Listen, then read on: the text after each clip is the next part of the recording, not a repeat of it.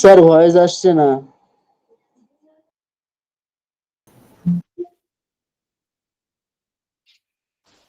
Thank you. তো আজকে যে সেশনটা আমরা নিচ্ছি সেই সেশনটা নিচ্ছি মাইক্রো প্রসেসর এবং মাইক্রো কন্ট্রোলারের ফার্স্ট ক্লাস, ঠিক আছে, বেসিক ক্লাসের উপর আমরা নিচ্ছি। এবার এই ক্লাসটা আমাদের ফুল কোর্সের ব্যাচের জন্য থাকবে, ঠিক আছে। আর যারা ডিপ্লোমাতে ধরো ফিফথ সেমিস্টার পড়াশোনা করতো তাদের মাইক্রো কন্ট্রোলার আছে। মাইক্রো কন্ট্রোলারের যে ফার্স্ট পার্টটা আছে সেটা হচ্ছে মাইক্রো প্রসেসর, ঠিক আছে। তো সেই মাইক্রো প্রসেসর পোর্শনটাও আমরা এখানে করবো, মাইক্রো প্রসেসর পোর্শনটাও আমরা এখানে করবো, কারণ তোমাদের দেখবে শুরুতে মাইক্রো প্রসেসর সম্বন্ধে লেখা আছে। এই ক্লাসটা দুটো পার্ট থাকবে, ঠিক আছে। একটা পার্টে আমরা থিওরিটিক্যাল ডিসকাশন করব, আর একটা পার্টে আমরা প্রিভিয়াস ইয়ারের কোশ্চেন ডিসকাশন করব, যেগুলো বেসড অন তোমার গভর্নমেন্ট জবসে এসেছে, ঠিক আছে। এবার ক্লাসটা একটু তো প্রথমে আমরা থিওরিটিক্যাল কোশ্চেন গুলো একটু দেখবো, খুব ইজি, ভেরি ইজি, তোমরা পড়তে পড়তেই তোমাদের মুখস্থ হয়ে যাবে, কোনো জটিল ব্যাপার একদমই নয়, ঠিক আছে। জাস্ট আমাকে এইটুকু ওপেননেস রাখতে হবে যে আমি কি করছি সেটা আমাকে ভালো করে বুঝতে হবে। আমি এমন একটা সিস্টেমকে পড়তে যাচ্ছি যে সিস্টেমটা সম্বন্ধে আমি কিছুই জানি না। কিছুই জানা নেই মানে হচ্ছে, ধরো এই যে ডিসপ্লেটা আছে, এই ডিসপ্লেটা কিভাবে চলছে, ঠিক আছে। বা ধরো এই যে কম্পিউটার যে অপারেটিং সিস্টেমটা, সেই অপারেটিং সিস্টেমটা কিভাবে চলছে, মানে এটা একটা ফান্ডামেন্টাল জিনিস। ফান্ডামেন্টাল জিনিস মানে হচ্ছে এইরকম কিরকম একটা ব্যাপার। ধরো মানুষের আগুন লাগানোর যে টেকনিকটা, সেটা যেমন একটা ফান্ডামেন্টাল জিনিস, মানে ধরো দুটো পাথরকে পরপর যে স্পিডে ঘষতে হবে বা যেরকম করে ঘষতে হবে, সেটা একটা ফান্ডামেন্টাল, মানে এর থেকেই ডেরিভেটিভ দিয়ে আগুন তৈরি হয়েছে, তারপর ধরো মাচেস পাচেস সব তৈরি করেছি। বাট ওভারঅল প্রিন্সিপালটা হচ্ছে সেম, মানে ধরো ফ্রিকশনের জন্য আগুন জ্বলছে, ঠিক আছে।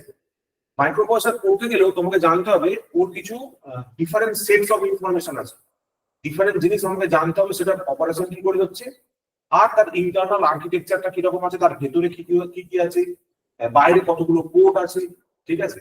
এইটুকু আমরা খালি জানি, কিন্তু আমাদের হাতে খুব লিমিটেড ইনফরমেশন আছে, মানে মাইক্রো প্রসেসর সম্বন্ধে কমপ্লিট ইনফরমেশন নেই, ঠিক আছে। কিরকম একটা ব্যাপার দেখো, মানে এইগুলো হচ্ছে প্রোটেক্টেড টেকনোলজি।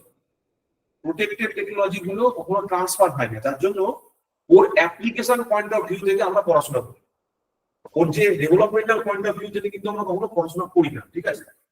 তো ওটা কোথায় কোনটাকে ইউজ করা হয়, কার কি ইউজ, ঠিক আছে, বা তার একটা বেসিক আইডিয়া নেওয়ার জন্য আমরা করি, ঠিক আছে।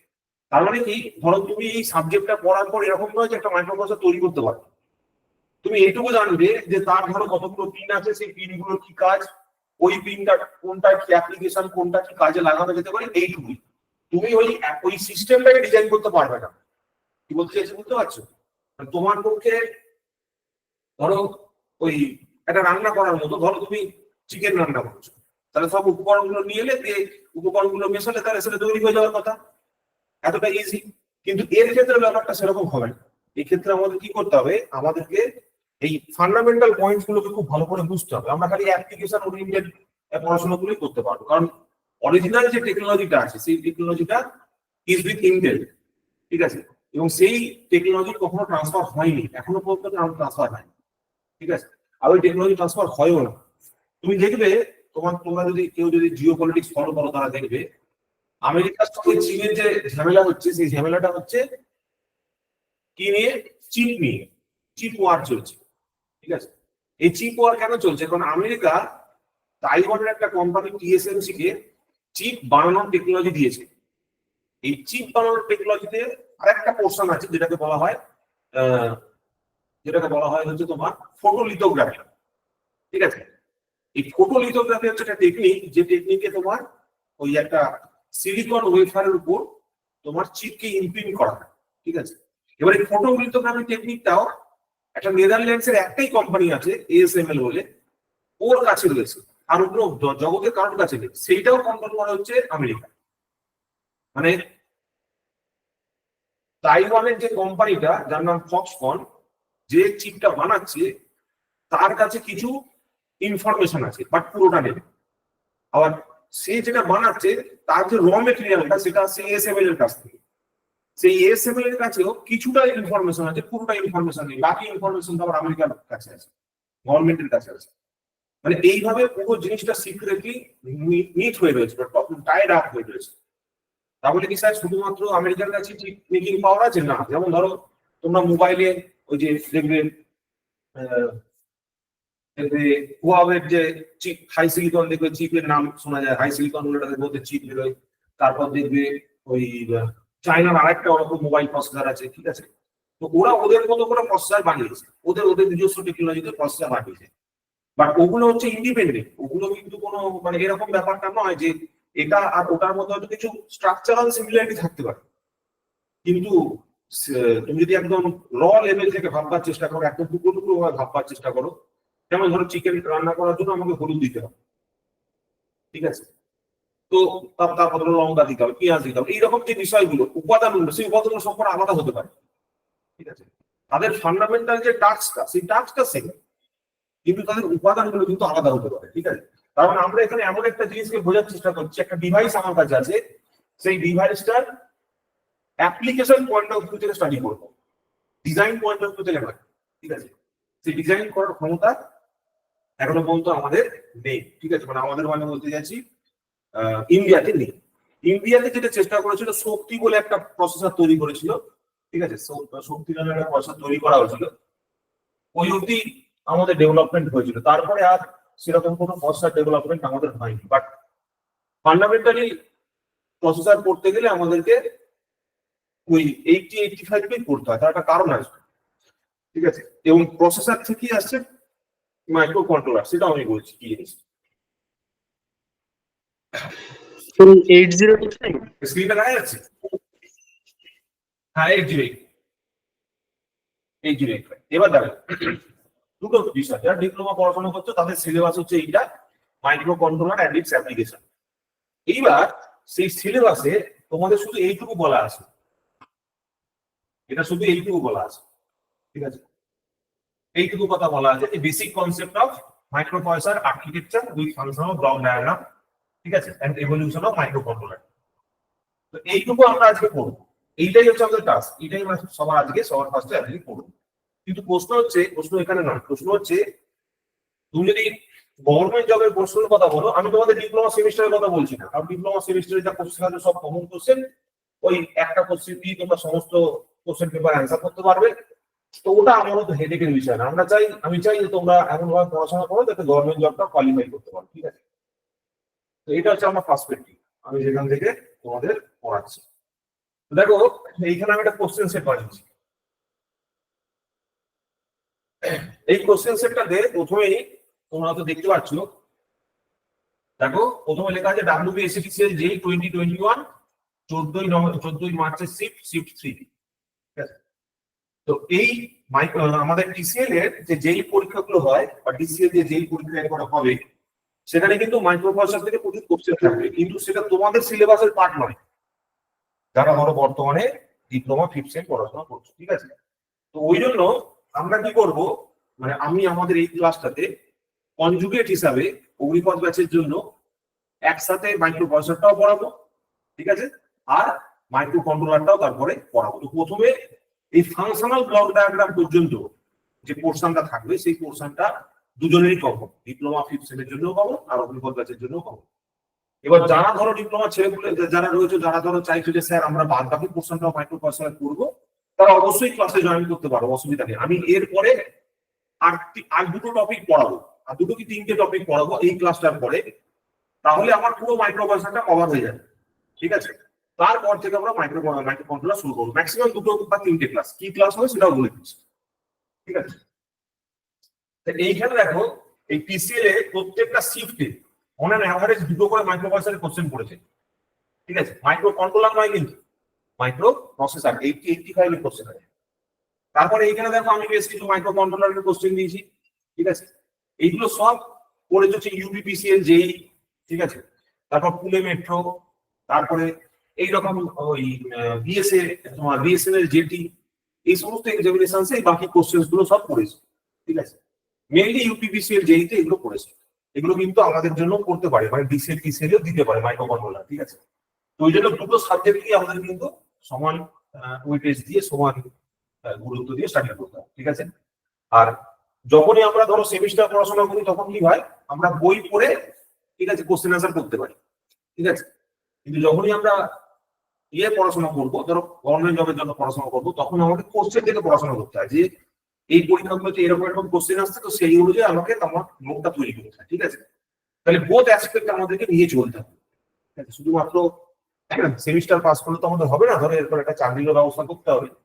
তো যারা গভর্নমেন্ট জবের প্রিপারেশন নেবে, দুটো ক্লাস একসাথেই তোমাদের হয়ে যাচ্ছে। ঠিক আছে,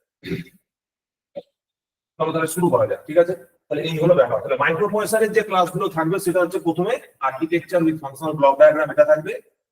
এরপরে হচ্ছে ওই অ্যাড্রেসিং মোডের একটা ক্লাস থাকবে, ইনস্ট্রাকশন সেটের একটা ক্লাস থাকবে, টাইমিং ডায়াগ্রাম এন্ড তোমার ওই প্রোগ্রামিং এর একটা ক্লাস থাকবে। ঠিক আছে, বেসিক প্রোগ্রামিং এর আমরা বেশ কিছু ক্লাস করবো, মানে এটার পরে 3টে ক্লাস।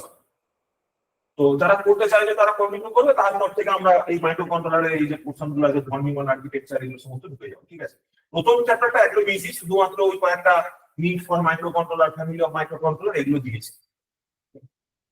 এবার দেখো তোমাদের সেমিস্টারে কি কোশ্চেন আছে, ফালতু পড়াশোনা করে লাভ নেই। যেগুলো পরীক্ষার কোশ্চেন আছে সেইগুলোকে মাথায় রেখে, সেইগুলোকে খেয়াল রেখে আমাকে করতে হবে। যেমন দেখো 2024 সালে যে পরীক্ষাটা হয়েছিল, সেই পরীক্ষায় কি জিজ্ঞেস করেছিল, what is the difference between microprocessor and microcontroller. তাহলে আমরা যখন এখনই পড়াশোনা করব, একসাথে এই কোশ্চেন গুলোকে আমার খাতার মধ্যে লিখতে শুরু করবো। ঠিক আছে, পয়েন্ট নাম্বার 1। 2 নম্বর পয়েন্ট কি দিয়েছে দেখো, ডেসক্রাইব দ্য আর্কিটেকচার অফ 8085। ঠিক আছে, using it's block diagram, block ডায়াগ্রামের থ্রু দিয়ে আমাকে বার করতে বলেছে। ঠিক আছে, 2023 কি কোশ্চেন দিয়ে দেখো, বলছে functional block diagram of 8085। Functional block diagram মানে হচ্ছে internal architecture, internal architecture, AR পিসিটিইউ আছে, ইন্টারনাল আর্কিটেকচার। ঠিক আছে, নেক্সট হচ্ছে name the 5 functional units of 8085 microprocessor. পাঁচখানা ফাংশনাল ইউনিটের কথা বলছে, মানে কি কি আছে মাইক্রোপ্রসেসরের মধ্যে, সেটা আমাকে জানতে হবে। লাস্ট হচ্ছে what is the bit size of internal data in 8085 microprocessor. তো সবার ফার্স্টে চলো তাহলে শুরু করা যাক, একটু বেসিক দিয়ে শুরু করা যাক। প্রথম যে জিনিসটা আমাদের বুঝতে হবে, একটা ফান্ডামেন্টাল একটা ছবি আমি তোমাদের কাছে ড্র করছি। সেটা হচ্ছে যে কোনো মাইক্রোপ্রসেসর আসলে কি, দেখো যে কোনো মাইক্রোপ্রসেসর হলো আসলে 3টে জিনিসের সমন্বয়। ঠিক আছে,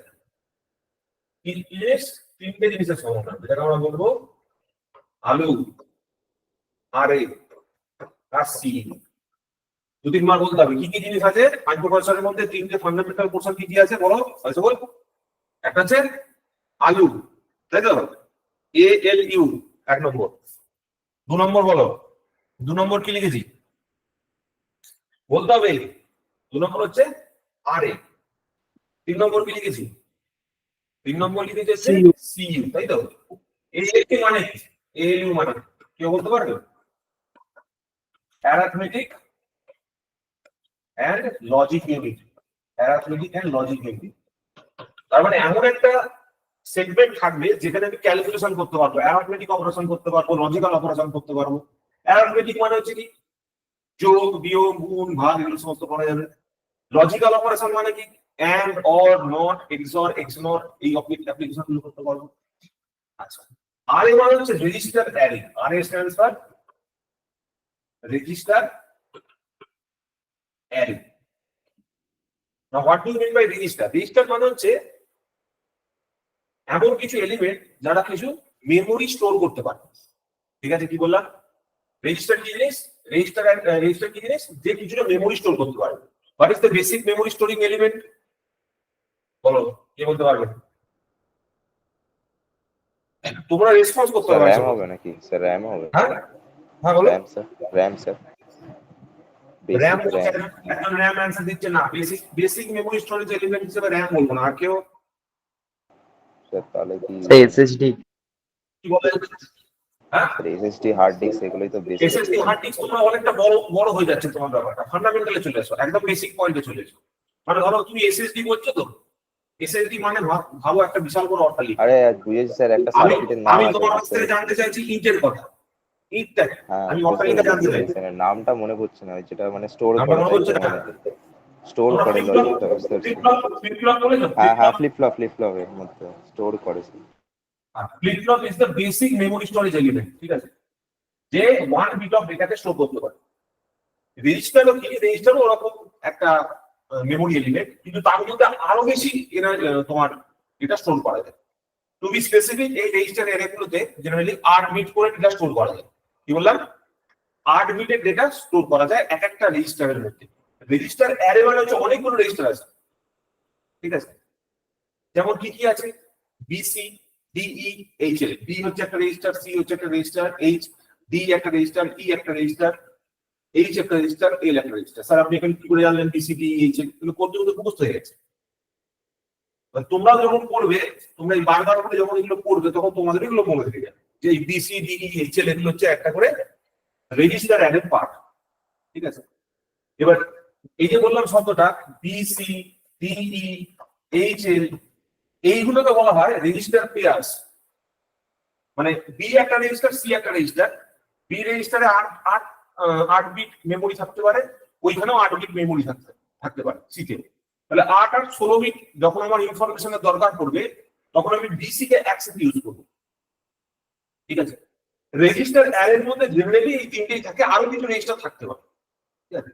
জেনারেলি বিসি, ডি, এইচ এর এই 8টা রেজিস্টার, এই 6টা রেজিস্টারই থাকে, আরো রেজিস্টার থাকতে পারে, ঠিক আছে। তো মোটা কথা, রেজিস্টার অ্যারে মানে হচ্ছে এমন একটা জায়গা যেখানে কিছু ইন্টারনাল ইনফরমেশন স্টোর করে রাখা যাবে, কিছু মেমোরি। সিইউ মানে কি? Control unit. সিইউ মানে কি? Control unit. What do you mean by control unit? দেখো, এই যে যোগ বিয়োগ করতে হবে, এই যে যোগ বিয়োগ করার জন্য যে মেমোরির হেল্প নিতে হবে, এইগুলোকে তো কাউকে না কাউকে ইনফরমেশন দিতে হবে, কাউকে না কাউকে তো হেল্প করতে হবে, গাইড করতে হবে, ঠিক আছে। ধরো তুমি এখন এইভাবে ভাবতে পারো, ধরো তোমরা মাইক্রো প্রসেসর করছো, ঠিক আছে।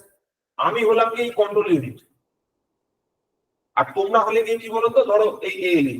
এক কথায় বলতে গেলে তোমার মাথার মধ্যে কিছুটা মেমোরি আছে, আর আমি তোমাকে যেভাবে গাইড করবো কন্ট্রোল ইউনিট হিসাবে, সেইভাবে তুমি তার ফাংশনটা করতে পারবে বা মাইক্রো প্রসেসর সার্কিটটা বুঝতে পারবে।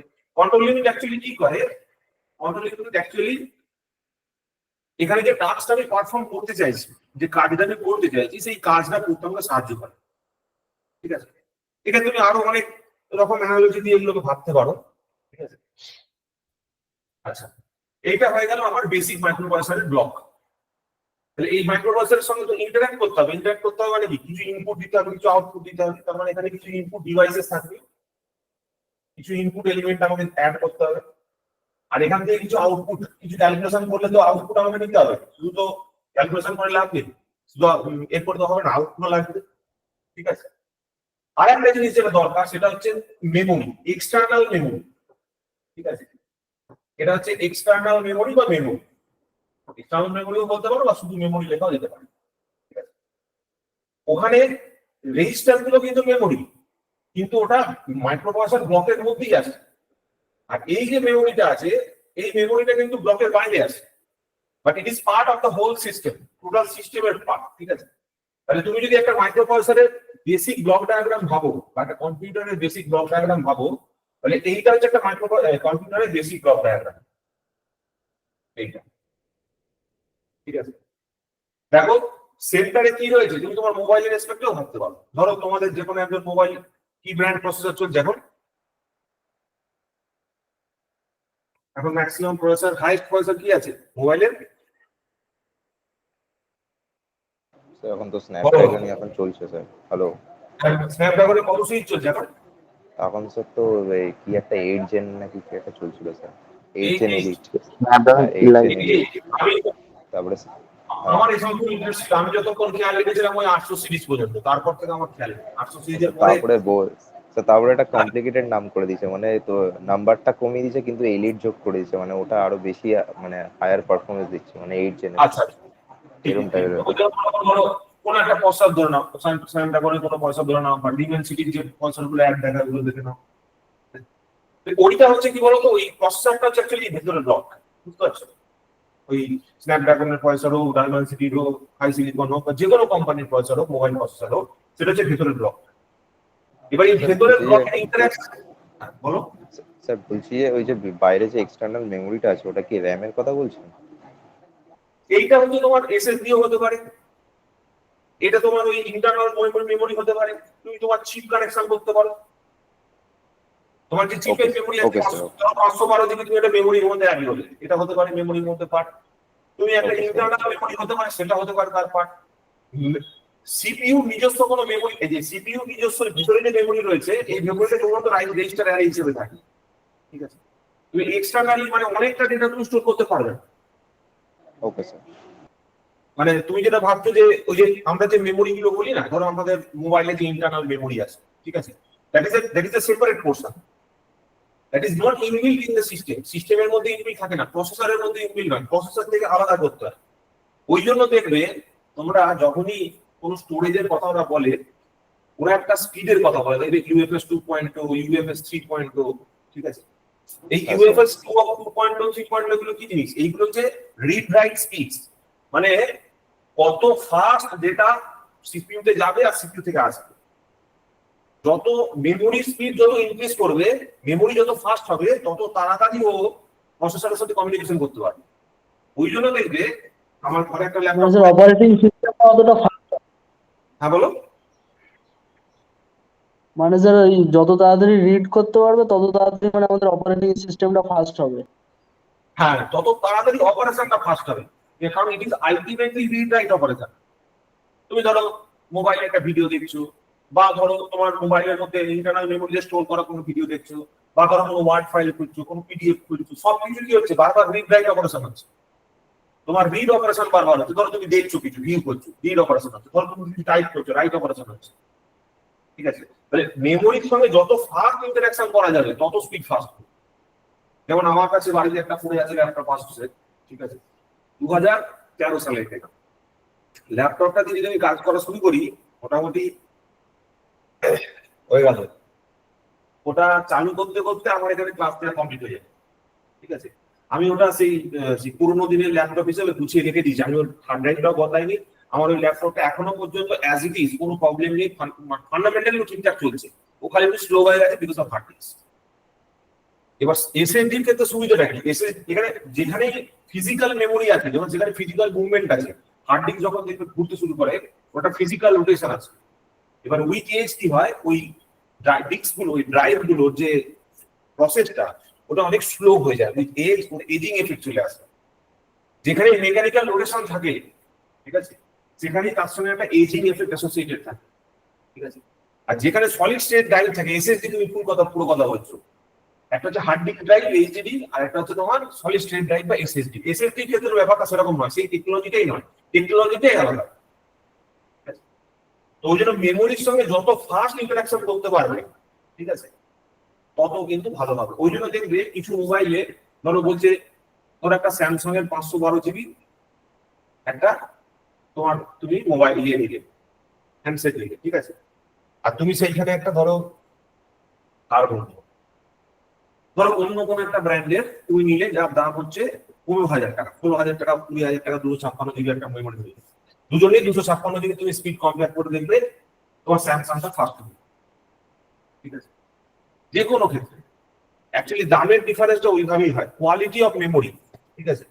কোয়ালিটি অফ মেমোরি হচ্ছে ultimate, quality of memory decide করবে তোমার স্পিডটা কত ভালো হবে। আরেকটা ব্যাপার, আরেকটা খুব ভালো এক্সাম্পল দেখো, আমার এই যে ল্যাপটপটা আছে, আমার ল্যাপটপটা এখন মাঝে মাঝে হ্যাং করে যাচ্ছে, কেন জানো তো? হ্যাঁ দেখো, আমার এই যে ওয়েস্টটা আছে, এই ওয়েস্টটা পুরোপুরি ফুল হয়ে গেছে, দেখতে পাচ্ছ? এই যে লাল হয়ে গেছে, দেখতে পাচ্ছ? 8.17 জিবি ফ্রি, দোষটা আমার এর মধ্যে প্রায় 170 জিবি পিডিএফ ফাইল আছে। যাই হোক, তো এই যে স্টোরেজটা হয়েছে, এর জন্য সিস্টেমটা হ্যাং করে যাচ্ছে, কেন বলতো? There is very small room to play. এখানে যদি আমি সিস্টেমটাকে ফাঁকা করে দিই, তাহলে আমার সিস্টেম আগের মতো ফাস্ট হয়ে যাবে। তো শুধুমাত্র র্যাম স্টোরেজ যদি পুরোপুরি ফুল হয়ে থাকে, সেক্ষেত্রেও কিন্তু সমস্যা, ঠিক আছে। কারণ স্টোরেজ যদি ফুল হয়ে থাকে, তার মানে ওকে সবসময় ইন্টারাকশন করতে হচ্ছে প্রত্যেকটা ইন্ডিভিজুয়াল লোকেশনের সাথে। ধরো আমি কোনো একটা ফাইল খুলতে চাইছি, যদি পুরো স্টোরটা লোকে ভর্তি হয়ে থাকে, তাহলে সেইখান থেকে একটা জিনিসকে খুঁজে বার করা সহজ, না একটা ফাঁকা জায়গা থেকে কোনো একটা জিনিসকে খুঁজে বার করা সহজ। ভাবো এই ঘরটার মধ্যে ধরো চারিদিকে আমি ওষুধ রেখে দিয়েছি, মালপত্র রেখে দিয়েছি, ওষুধ রেখে দিয়েছি, সাইড মুভ করে একদম ভর্তি করে, তাহলে সেইখান থেকে কোনো একটা জিনিসকে খুঁজে বার করা সহজ হবে না? একটা ধরো ফাঁকা ঘর যেখানে সুন্দরভাবে মার্ক করা আছে, সেইখান থেকে খুঁজে বার করা সহজ। ডাটা ফাইন্ডিং কোথায় সহজ হবে? যেটা ফাঁকা ঘর সেখানেই সহজ হবে। ঠিক সেইভাবে যদি মেমোরি স্টোরেজ তোমার ফুল হয়ে থাকে, সেক্ষেত্রেও কিন্তু রিড রাইট স্পিড কমে যাবে। তার কারণ okay at a time multiple storage লোকেশনকে অ্যাক্সেস করার ওর কাছে ক্ষমতা রাখতে হবে, কারণ অতগুলো লোকেশনের মধ্যে ডেটা স্টোর হয়ে রয়েছে। তুমি চাইলে যে কোনো মুহূর্তে যে কোনো ফাইলকে অ্যাক্সেস করতে চাইতে পারো, ঠিক আছে? ওই জন্য ওই সমস্যাটা জেনারেলি দেখা যায়, ঠিক আছে? তো this is the fundamental of microprocessor. এটাই হচ্ছে ফান্ডামেন্টাল, ঠিক আছে? আর কিছু নেই এর মধ্যে। এবার আমরা কি করব, এই যে এই যে জিনিসগুলো আছে, এই এএলইউর মধ্যে কি আছে সেটা পড়বো, এই আর এর মধ্যে কি আছে সেটা পড়বো, এই সিইউর মধ্যে কি আছে সেটা পড়বো, ঠিক আছে? এই মেমোরির মধ্যে কি আছে সেগুলো পড়বো, তাহলেই আমাদের মাইক্রোপ্রসেসর পড়া হয়ে যাবে। আমাদের খালি বুঝতে হবে যে এর ফান্ডামেন্টাল ব্লক ডায়াগ্রামটা কি এবং এর অ্যাপ্লিকেশনটা কোথায়। এবার ধরো যে ডেফিনিশন গুলো আমরা যেগুলো পড়ি, সেগুলো এখানে প্রচুর রকম ডেফিনিশন লেখা রয়েছে। ডেফিনিশনের মুখস্থ করতে তোমাদের কাজে লাগবে, তোমরা সেমিস্টারের খাতায় লিখবে, এখানে সুন্দর করে লেখা আছে, ঠিক আছে? ডেফিনিশন অতটা গুরুত্বপূর্ণ নয়, তোমাদের পরীক্ষার পারপাসে ঠিক আছে, কিন্তু অ্যাকচুয়ালি ডেফিনিশন অতটা গুরুত্বপূর্ণ নয়। তোমাকে ফান্ডামেন্টালটা বুঝতে হবে যে ভেতরে কি আছে। এটা হচ্ছে সেই চিপটা যার মধ্যে তুমি সমস্ত অ্যাপ্লিকেশন করতে পারছো। এরপর যত আমরা ডিটেইলে পড়তে থাকবো তত আইডিয়া হতে থাকবে। এটা এখানে ব্লক ডায়াগ্রামটা দেওয়া আছে, ঠিক আছে? আলু আর আর সিইউ, ঠিক আছে? এখানে দেখো একটা দিকে অ্যারো এদিকে দেওয়া আছে, একটা দিকে অ্যারো এদিকে দেওয়া আছে, এখানে বোথ ডাইরেকশন অ্যারো দেওয়া আছে। এই বোথ ডাইরেকশন অ্যারো মানে কি বলতে পারবে কেউ? দেখতে পাচ্ছ ছবিতে দেখা যাচ্ছে? মানে স্যার ওই ডেটা আসবে আর যাবে সেটা রিড এন্ড রাইট হচ্ছে। হ্যাঁ, সেটা রিড এন্ড রাইট হচ্ছে। দাঁড়াও, তোমাদের অডিওটা আমি একটু ট্রান্সফার করে নিই। তোমাদের অডিওটা একটু ট্রান্সফার করে নিই। হ্যাঁ বলো, এবার বলো। হ্যাঁ স্যার, বলছিলাম যে ওটা রিড এন্ড রাইট হচ্ছে। হ্যাঁ, মানে এইরকম একটা ব্যাপার, প্রয়োজনে আমরা মেমোরিতে কিছু ডেটা পাঠাবো, আবার প্রয়োজনে ডেটা মেমোরি থেকে অ্যাক্সেস করবো, দুটো অপারেশনই করবো। ইনপুট থেকে আমি খালি ইনপুট নেবো, কিছু দেবো না। মানে মাইক্রোপ্রসেসর কি করবে, শুধু ইনপুট থেকে নেবে, কিছু দেবে না তাকে। আউটপুটে শুধু দেবে, কিছু দেবে না তার কাছ থেকে। কিন্তু মেমোরির কাছ থেকে বোধ ইনপুট আউটপুট বোধ অপারেশন হবে, রিড রাইট বোধ অপারেশন। এবার দেখো কিছু ফান্ডামেন্টাল ডেফিনিশন আমি ছোট ছোট করে লিখেছি, তোমরা একটু পড়ে দেখো কি লেখা আছে। এইগুলো নিয়ে অতটা মাথা ঘামাবে না, ঠিক আছে? জাস্ট তুই ফান্ডামেন্টাল কনসেপ্টটা বুঝবি। এটা পর্যন্ত অনেক কিছুই হতে পারে। আমি কি লিখেছি, a computer with microprocessor as its CPU includes memory or IO etc. সেগুলোকে আমরা বলি মাইক্রো কম্পিউটার। মানে কোন কম্পিউটারের মধ্যে যদি মাইক্রোপ্রসেসর থাকে as its CPU which includes memory and IO, সেটাকে আমরা বলি মাইক্রো কম্পিউটার। মাইক্রোপ্রসেসর কি জিনিস বলছে, সিলিকন চিপ which includes আলু আর CPU, ঠিক আছে? মাইক্রো কন্ট্রোলার কি জিনিস দেখো, it is a silicon chip which includes microprocessor, memory, IO in a single package. মানে একটা প্যাকেজের মধ্যেই যদি মাইক্রোপ্রসেসরও চলে এলো, মেমোরিও চলে এলো, আইও চলে এলো, ঠিক আছে? তখন সেটাকে আমরা বলবো মাইক্রো কন্ট্রোলার। মাইক্রোপ্রসেসরটা এখানে দেখো, এটা হচ্ছে ইন্ডিভিজুয়াল, ঠিক আছে? আমি এইটুকুকে মাইক্রোপ্রসেসর বলছি, এইটুকুকে আমি বলছি মাইক্রোপ্রসেসর, ইউপি বা এমপি যাই বলো, ঠিক আছে? এবার মাইক্রো কন্ট্রোলার আমি কোনটাকে বলবো, এই টোটালটাকে একসাথে বলবো। এর মানেটা কি? এর মানেটা হচ্ছে microprocessor is a general application, micro controller is a specified application. ধরো পার্টিকুলার কোন একটা পাম্প মোটর চালাও, পাম্প মোটরের অপারেশনের জন্য একটা পার্টিকুলার ধরো ফরওয়ার্ড রিভার্স কিছুটা কন্ট্রোল করতে হবে। তো সেই ফরওয়ার্ড রিভার্স স্পেসিফিক অ্যাপ্লিকেশনের জন্য আমাকে একটা সিঙ্গেল চিপের মধ্যে যদি আমি পুরোটা দিতে চাই, তাহলে সেটা হবে মাইক্রো কন্ট্রোলার। এবার যদি ডিসক্রিটলি করতে চাই, মানে ইন্ডিভিজুয়ালি করতে চাই, তখন আমার দরকার পড়বে মাইক্রোপ্রসেসর। এবার পুরো সেটটাকে একসাথে বলবো মাইক্রো কন্ট্রোলার। কিন্তু ইন্ডিভিজুয়াল যদি মেমোরি বলি, ইন্ডিভিজুয়াল যদি input device output device microprocessor বলি, তখন সেটা মাইক্রোপ্রসেসর হয়ে যাবে, ঠিক আছে? আর মনে রাখবে মাইক্রোপ্রসেসর তো সবসময় জেনারেল পারপাস, ঠিক আছে? তুমি মাইক্রোপ্রসেসর কি সবকটা অ্যাপ্লিকেশন করতে পারো, সব যা চাইলে তুমি সেটাই তৈরি করতে পারো। বাট মাইক্রো কন্ট্রোলার হচ্ছে অ্যাপ্লিকেশন স্পেসিফিক, যে কাজের পারপাস আমি ইউজ করতে চাইবো সেই অ্যাপ্লিকেশন স্পেসিফিক হবে। তো this is the fundamental concept of microcontroller and microprocessor. বুঝতে পারলে কি বললাম মাইক্রো প্রসেসর আর মাইক্রো কন্ট্রোলারের মধ্যে ফান্ডামেন্টাল ডিফারেন্সটা কোথায়? একটা হচ্ছে জেনারেল পারপাস ইউজ, একটা হচ্ছে স্পেসিফিক ফাংশন। ঠিক আছে, স্পেসিফিক তার কাজ থাকবে, তাকে একটা নির্দিষ্ট কাজ করতে হবে, এইগুলো ব্যাপার। এবার এই নির্দিষ্ট কাজের সূত্রে তোমাদের একটা জিনিস বলে রাখি। স্যার অডিও আসছে না মানে কারো কোনো একটা স্টুডেন্টের। হ্যাঁ বলো। স্যার অডিও আসছে না মানে কোনো একটা স্টুডেন্টের মানে একটা কোশ্চেন জিজ্ঞেস করছিল। হ্যাঁ বলো, কেউ কিছু বলবে? বলছি আইওটা কি স্যার? আইও ইনপুট আউটপুট। আইও মানে হচ্ছে ইনপুট আউটপুট। ঠিক তোমরা এখন জানবে না, অনেক কথা জানবে। তোমাদের যা জিজ্ঞাসা জিজ্ঞেস করবে, ঠিক আছে? আইও স্ট্যান্ডস ফর হচ্ছে input output. Input output. I stands for input, O stands for output.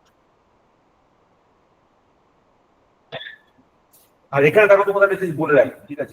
এইখানে বলে রাখি, সেটা হচ্ছে আমরা আমাদের এই যে ক্লাসটা সেটা ডিপ্লোমা ছেলেদের জন্য ফ্রি করেছি, ঠিক আছে? ফ্রি মানে কোনটুকু ফ্রি বলে রাখি? ফ্রি মানে এইটুকু ফ্রি, তোমরা যারা লাইভ ক্লাস জয়েন করবে তাদের কাছে ফ্রি থাকবে, তাদের যে পিডিএফটা আছে সেটাকেও আমি দিয়ে দেবো, ঠিক আছে? দেখবে ম্যাক্সিমাম ছেলে ক্লাসে জয়েন করছে না। আমি প্রথম ক্লাসের যে ভিডিওটা আছে সেটা পুরোপুরি ইউটিউবে লাইভ রাখবো। পরের দিন থেকে সবাইকে রেজিস্ট্রেশন করতে হবে, সবাই রেজিস্ট্রেশন করে সবাইকে লাইভ ক্লাসে জয়েন করতে হবে। যদি সবাই লাইভ ক্লাসে জয়েন করে তাহলেই কিন্তু রেকর্ডিংটা ইউটিউবে থাকবে, আদারওয়াইজ কিন্তু থাকবে না, ঠিক আছে? তার কারণ হচ্ছে এই সাবজেক্ট গুলোকে তোমাকে পার্টিসিপেট করতে হবে, কোশ্চেন জিজ্ঞেস করতে হবে, আমাকে জ্বালাতন করতে হবে।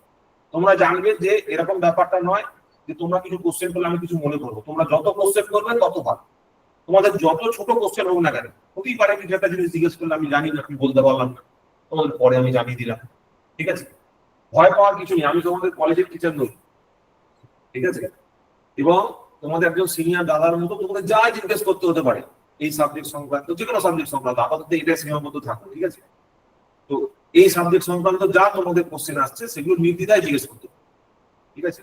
কিন্তু একটাই শর্ত, তোমাদের সকলকে ওই অ্যাপ্লিকেশন ফর্মটা ফিল আপ করতে হবে, রেজিস্ট্রেশন ফর্মটা ফিল আপ করতে হবে, ঠিক আছে? আর প্রতিদিন 100% অ্যাটেন্ডেন্স রাখতে হবে। যদি 100% অ্যাটেন্ডেন্স থাকে তাহলে কিন্তু আমি এর পরের ক্লাস থেকে পুরোপুরি রেকর্ডিংটা ইউটিউবে রাখবো, নাহলে এই একটাই ইউটিউবে রেকর্ডিং থাকবে আর ইউটিউব রেকর্ডিং থাকবে না, because of participation.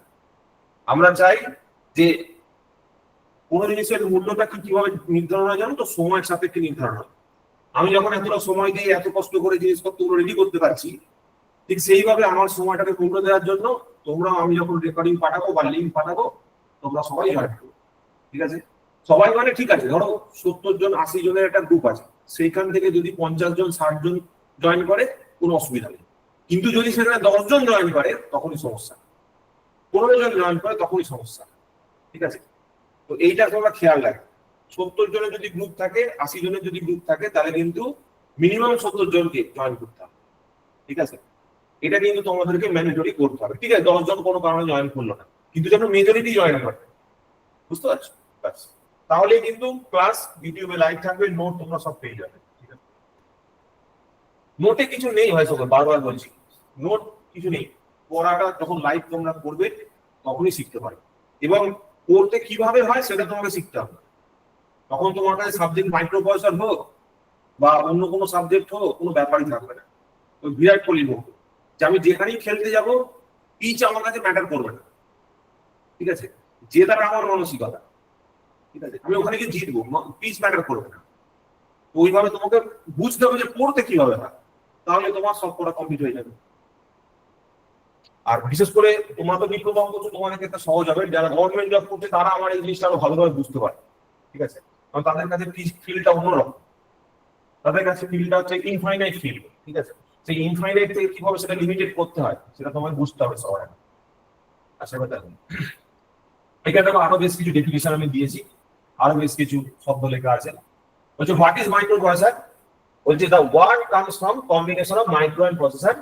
Processor means the device that processes whatever. মানে যাই তোমার থাকুক না কেন সেটা প্রসেস করার দায়িত্ব যার ধারে আছে। In the context of processor means a device that processes numbers, especially binary numbers 0 and 1. Processor মানে হচ্ছে যে বাইনারি নাম্বারটাকে প্রসেস করে। প্রসেস মানে তোমার ধরো কোনো অ্যাপ্লিকেশন হলো, যোগ হলো, গুণ হলো, বিয়োগ হলো, logical operation and or not হলো, সেগুলো করে। তারপর দেখো আবার সেটাকে আরো ডিফাইন করা হচ্ছে প্রসেস মানে কি, ঠিক আছে, হোয়াট ইজ প্রসেস, প্রসেস সম্বন্ধে আরো দু চারটে কথা বলা হয়েছে। To process means to manipulate মানে অ্যাডজাস্ট করা বা কিছু ক্যালকুলেশন করা। It is in general terms that describes all manipulations. Again, in this context, it means perform certain operations on the numbers that depend on microprocessors design. মানে ওই যোগ বিয়োগ গুণ ভাগ করাটাকেই বলা হচ্ছে প্রসেস, ওই যোগ বিয়োগ গুণ ভাগ করার প্রসেসটাকেই বলা হচ্ছে ম্যানিপুলেশন, ঠিক আছে, বা ডেটা হ্যান্ডলিং বলা যেতে পারে, ঠিক আছে। মোদ্দা কথা হচ্ছে আমি কি করছি, কিছু ইনফরমেশন আমার কাছে আসছে, সেগুলো নিয়ে আমি রিলেটিভ অপারেশনস করছি, যোগ বিয়োগ গুণ ভাগ, লজিক্যাল অ্যান্ড অর নট, এই সমস্ত অ্যাপ্লিকেশন আমরা করব। এইটুকু জানলেই আমাদের হবে। এখানে একটু ডেসক্রিপটিভ ওয়েতে আমি লিখেছি, কারণ অনেকে থাকবে যারা হয়তো মাইক্রোপ্রসেসর নিয়ে ভয় পাবে, কিছু টার্ম নিয়ে হয়তো বুঝতে পারবে না। ওই জন্য এখানে একদম মাইক্রো লেভেলের প্রত্যেকটা ইন্ডিভিজুয়াল টার্ম ডিফাইন করা আছে, ঠিক আছে। আর শুরুর দিকের কনসেপ্ট গুলো যদি ক্লিয়ার না হয়, তাহলে সাবজেক্টের ভিতরে যখন আমি জিনিসপত্রগুলো বলবো তখন কিন্তু ডিফিকাল্ট মনে হতে পারে। ওই জন্য শুরু থেকে আমরা এইভাবে করতে যাবো। বলছে what about micro? Micro is a new addition. In the late 1960s, processors were built using discrete elements. Processors were built using discrete elements. এটা মানেটা হচ্ছে discrete মানে হচ্ছে টুকরো টুকরো, বুঝতে পেরেছো? টুকরো টুকরো। তো এই টুকরো টুকরো তিনটে জিনিসকে একসাথে জোড়া লাগিয়ে, ধরো ALU আলাদা ছিল, RA আলাদা ছিল, CU আলাদা ছিল, এগুলোকে একসাথে জোড়া লাগিয়ে আমরা একটা প্রসেস তৈরি করতাম। ডিসক্রিট এলিমেন্টকে একসাথে জোড়া লাগিয়ে আমরা ইন্ডিভিজুয়াল প্রসেসরটা তৈরি করতাম। মানে ধরো ফর এক্সাম্পল এরকম একটা ব্যাপার, ধরো আমি একটা গ্রুপ তৈরি করছি, সেই গ্রুপের মধ্যে বলছি যে একজনকে এই কাজ করতে হবে, একজনকে ওই কাজ করতে হবে, আরেকজনকে এই কাজ করতে হবে, তিনটে কাজ দিয়ে দিলাম, তাহলে আমার কাজটা হয়ে যাবে। অথবা এরকমও করতে পারি যে একটা সিঙ্গেল পার্সনের মধ্যে তিনটে নলেজ আমি ট্রান্সফার করে দিলাম, তাহলে তিনজনই মানে একজনই সেই তিনটে কাজ করতে পারবে। ইন্ডিভিজুয়াল ডিসক্রিটাইজেশন মানে হচ্ছে ছোট ছোট টুকরোকে অ্যাড করবো, ঠিক আছে, তখন হচ্ছে ডিসক্রিট। ইন্ডিভিজুয়াল ছোট ছোট আইটেম, সেগুলো হচ্ছে ডিসক্রিট। এবার যখন অ্যাড হয়ে যাবে তখন সেটা বলে লাম্পড কথার অর্থ হচ্ছে সবকটাকে একসাথে যখন আমি বলবো আর, ঠিক আছে। These devices perform the required operations but were too large and too slow. স্বাভাবিকভাবে ধরো মানে কিরকম একটা ব্যাপার, যদি তিনজনকে একটা কাজের দায়িত্ব দেওয়া হয়, তাহলে ইন্ডিভিজুয়াল পার্সন ইন্ডিভিজুয়াল ডিটেইলস তৈরি করবে। আর একজনই যদি তিনটে কাজ করে, তাহলে সেটা কিন্তু ইন লং টার্ম অনেক ফাস্ট হতে পারে। কিরকম একটা ব্যাপার, ধরো যে কোনো একটা এক্সাম্পল লিখছি, ধরো কোনো একজন তিনজনের কাজ, ধরো একজন সেখানে অ্যাবসেন্ট আসে নিচের দিকে, তাহলে সে যদি অ্যাবসেন্ট হয়ে যায় তাহলে সেই কাজটা ডিলে হয়ে গেল। তো এইরকম ভাবে বিভিন্ন কারণে যত নাম্বার অফ ভ্যারিয়েবলস ইনক্রিজ করে, ঠিক আছে, তত সেই জিনিসটা কমপ্লেক্স হয়ে যায়। আমি চাইবো নাম্বার অফ ভ্যারিয়েবলস যেন কম থাকে, মানে নাম্বার অফ কি বলবো ভ্যারিয়েবল বলাটাই ভালো, ভ্যারিয়েবল যেন কম থাকে, সেটা আমার কাছে সবসময় কাম্য। তারপরে ওই জন্য কি হচ্ছে, টু স্লো হয়ে যাচ্ছে, লার্জ হয়ে যাচ্ছে সিস্টেম গুলো। In the 1970s the microchip was invented. 1970 সালে আমরা মাইক্রোচিপটাকে তৈরি করলাম, ঠিক আছে। আমরা তৈরি করিনি, আমেরিকানরা তৈরি করেছে। All the components that made up the processor were now placed on a single piece of silicon. একটা সিঙ্গেল পিস অফ সিলিকনের মধ্যে আমরা নিয়ে আসতে পারলাম। এই যে কথাটা আমি তোমাদের শুরুতে একটা কথা বললাম না, যে ASML বলে একটা কোম্পানির কথা বললাম, যে ফটোলিথোগ্রাফির একটা ইয়ে করে, লিথোগ্রাফি একটা মেশিন বানায়, জানো তো, ASML বলে। এই ফটোলিথোগ্রাফির থ্রু দিয়ে অ্যাকচুয়ালি তোমার এই সিলিকনের যে ওয়েফারটা সেটা তৈরি করা হয়। একটা ওয়েফার আছে এই সিলিকনের যে একটা ইয়ের মতো, তোমরা সিডি ডিভিডি দেখেছো? তোমরা তো সিডি ডিভিডির ছেলেই নয়, আমরা সিডি ডিভিডির ছেলে। দেখেছো? যাক, যদি দেখে থাকো ওই সিডিটার যে শেপটা, ওইটাকে বলা হয় একটা ওয়েফার। সিডির যে ছোট পাতলা সাইজ, ঠিক আছে, এই যে শেপ সার্কেলটা, এটা বলে ওয়েফার। মানে ওই সিলিকনের যে শীটটা, সেইটাই তৈরি করা হচ্ছে ASML ইউজিং ফটোলিথোগ্রাফি টেকনোলজি। এবার এই ASML টা রয়েছে নেদারল্যান্ডে, মানে নেদারল্যান্ডের একজনই কোম্পানি, ওই একটা কোম্পানিটাতে। স্যার মানে চকচকে পার্টটা অ্যাকচুয়ালি সিলিকন ছিল? হ্যাঁ, না ওটা নয়, মানে তুমি ভাবো ওটা হচ্ছে স্ট্রাকচারটা ভাবো। আচ্ছা, সিডিটা সিলিকন নয়, সিডিটাকে তুমি যেরকম দেখতে পাচ্ছ ওটা একটা ওয়েফার বলা হয়। সিডিটা দেখতে যে শেপটা, যে ডাইমেনশনটা, ওটা হচ্ছে একটা ওয়েফারের ডাইমেনশন, ঠিক আছে, ওটা নয় কিন্তু। ওটার শেপটা, ওটার ডাইমেনশনটা, ওটা যেরকম সরু, যেরকম ধরো চকচকে বা ওরকম যে শেপটা, ওইটা। বুঝতে পেরেছি। ঠিক আছে, এইটা হচ্ছে গিয়ে তোমার ফান্ডামেন্টাল সিলিকন। এই সিলিকন ওয়েফারটাকে কাজে লাগায় হচ্ছে তাইওয়ানের টিএসএমসি, সেইটাকে কাজে লাগিয়ে চিপস গুলো ম্যানুফ্যাকচার হয়। এই পুরো প্রসেসটা কন্ট্রোল করা হচ্ছে আমেরিকা। এএসএমএল এর কন্ট্রোল আমেরিকার কাছে আছে, বা তাইওয়ানে যেখানে ফাইনাল চিপটা প্রোডাকশন হচ্ছে সেইটার কন্ট্রোল আমেরিকার কাছে আছে। তার কারণ আছে, তার কারণ হচ্ছে ওরা ইনভেস্ট করে এই সমস্ত বিষয়। এই যে টেকনোলজিটাই কাজ করছিল এই এএসএমএল বলে কোম্পানিটা, এই কোম্পানিটার টেকনোলজিটাকে ইলেকট্রোগ্রাম নাকি একটা নাম আছে এই প্রসেসটাতে, সেই টেকনোলজিটা কেবলমাত্র ওরাই কাজ করছিল। তো জগতের কেউ ওদেরকে টাকা ইনভেস্ট করে, কারণ রিসার্চ ওয়ার্ক করছে, কে ইনভেস্ট করবে, সব হবে কি হবে না কে জানবে। তো তখন ওই জাপানি একজন ইনভেস্টার আর যতদূর সম্ভব আমেরিকার একজন ইনভেস্টার ওটাতে ইনভেস্ট করেছিল, যে তোমরা ওই কাজটা করো, যদি সাফল্য হয় হবে, যদি না হয় না হয় দেখা যাবে, ঠিক আছে, বাট তোমরা যে কাজটা করছো দ্যাট ইজ হোয়াট ডুইং। ওরা কি কাজ করছিল, ওরা এই ওয়েফার বানানোর একটা নতুন টেকনিক খুঁজছিল, কারণ সিলিকন ওয়েফারের উপরেই চিপ তৈরি করা হবে। তাহলে ওয়েফার বানানোর যদি কোনো ফাস্ট টেকনিক তৈরি করা যায়, তাহলে সেটা পুরো প্রসেসটার একটা ইভলিউশন নিয়ে আসবে। এইটাকেই বলা হয় হচ্ছে যে 4 ন্যানোমিটার 8 ন্যানোমিটার চিপ বলে না, ওই 4 ন্যানোমিটার 8 ন্যানোমিটার ওই কন্ট্রোলটা আসে হচ্ছে এই এএসএমএল এর বানানো ওই চিপের যে ইয়ে মানে এই স্ল্যাবটা থেকে, আর এই যে ওরা যে মেশিনটা বানায় সেটা, ওই মেশিনটার দাম হচ্ছে ক্লোজ টু ওই কত 400 বিলিয়ন আর সামথিং, মানে শুধু $400 মিলিয়ন হচ্ছে ওই মেশিনটার দাম, যে ওই ওয়েফারটা বানায়। ওয়েফারের পরে আসে চিপ, আর ওয়েফারের সাইজের উপর ডিপেন্ড করে তুমি সেখানে আরো যে কি বলবো আরো যে তোমার প্রসেসিং পাওয়ার সমস্ত কিছু ডিপেন্ড করবে ওই ওয়েফারের সাইজের উপর। যাই হোক, এটা হয়ে গেল ব্যাপার। তো এটা হয়ে গেল চিপের ফান্ডামেন্টাল। তোমাদের বলছিলাম, তোমরা সার্চ করে দেখবে এএসএমএল সম্বন্ধে, ইউটিউবে ভিডিও সার্চ করে দেখবে, আরো অনেক ইনফরমেশন পাবে। This are all monopoly companies, এদের কোনো মার্কেটে কোনো ইয়ে নেই, কোনো এদের সঙ্গে ফাইট করার কেউ নেই, ঠিক আছে, এরা একাই একশো, মানে একাই একলা জায়গা বলে। The size has become several thousand times smaller and the speed became several hundred times faster. মানে যত সাইজ ছোট করতে পারবে তত স্পিড বাড়বে। আমি বারবার বলছিলাম, যেখানে এটা ইলেকট্রোগ্রাম বলে একটা পদ্ধতি ব্যবহার করছে, তার জন্য সাইজটা ছোট হয়ে যাচ্ছে। সাইজ ছোট করার কারণে হচ্ছে স্পিড ফাস্ট হবে, আর স্পিড যত ফাস্ট হবে তত ওই কমিউনিকেশনটা বিটুইন মাইক্রোপ্রসেসর এন্ড তোমার মেমোরি ইনপুট করবে। So the name micro was born, ঠিক আছে। এইখানে দেখো আবার একটা ডেফিনিশন ইউজ করা হয়েছে। The microprocessor is a programmable device that takes in numbers and performs arithmetic and logical operation according to the program stored in the memory. ঠিক আছে, যে প্রোগ্রামটা তুমি মেমোরির মধ্যে স্টোর করে রেখেছো, সেই স্টোর প্রোগ্রামের ভিত্তিতেই ও কাজটা করবে।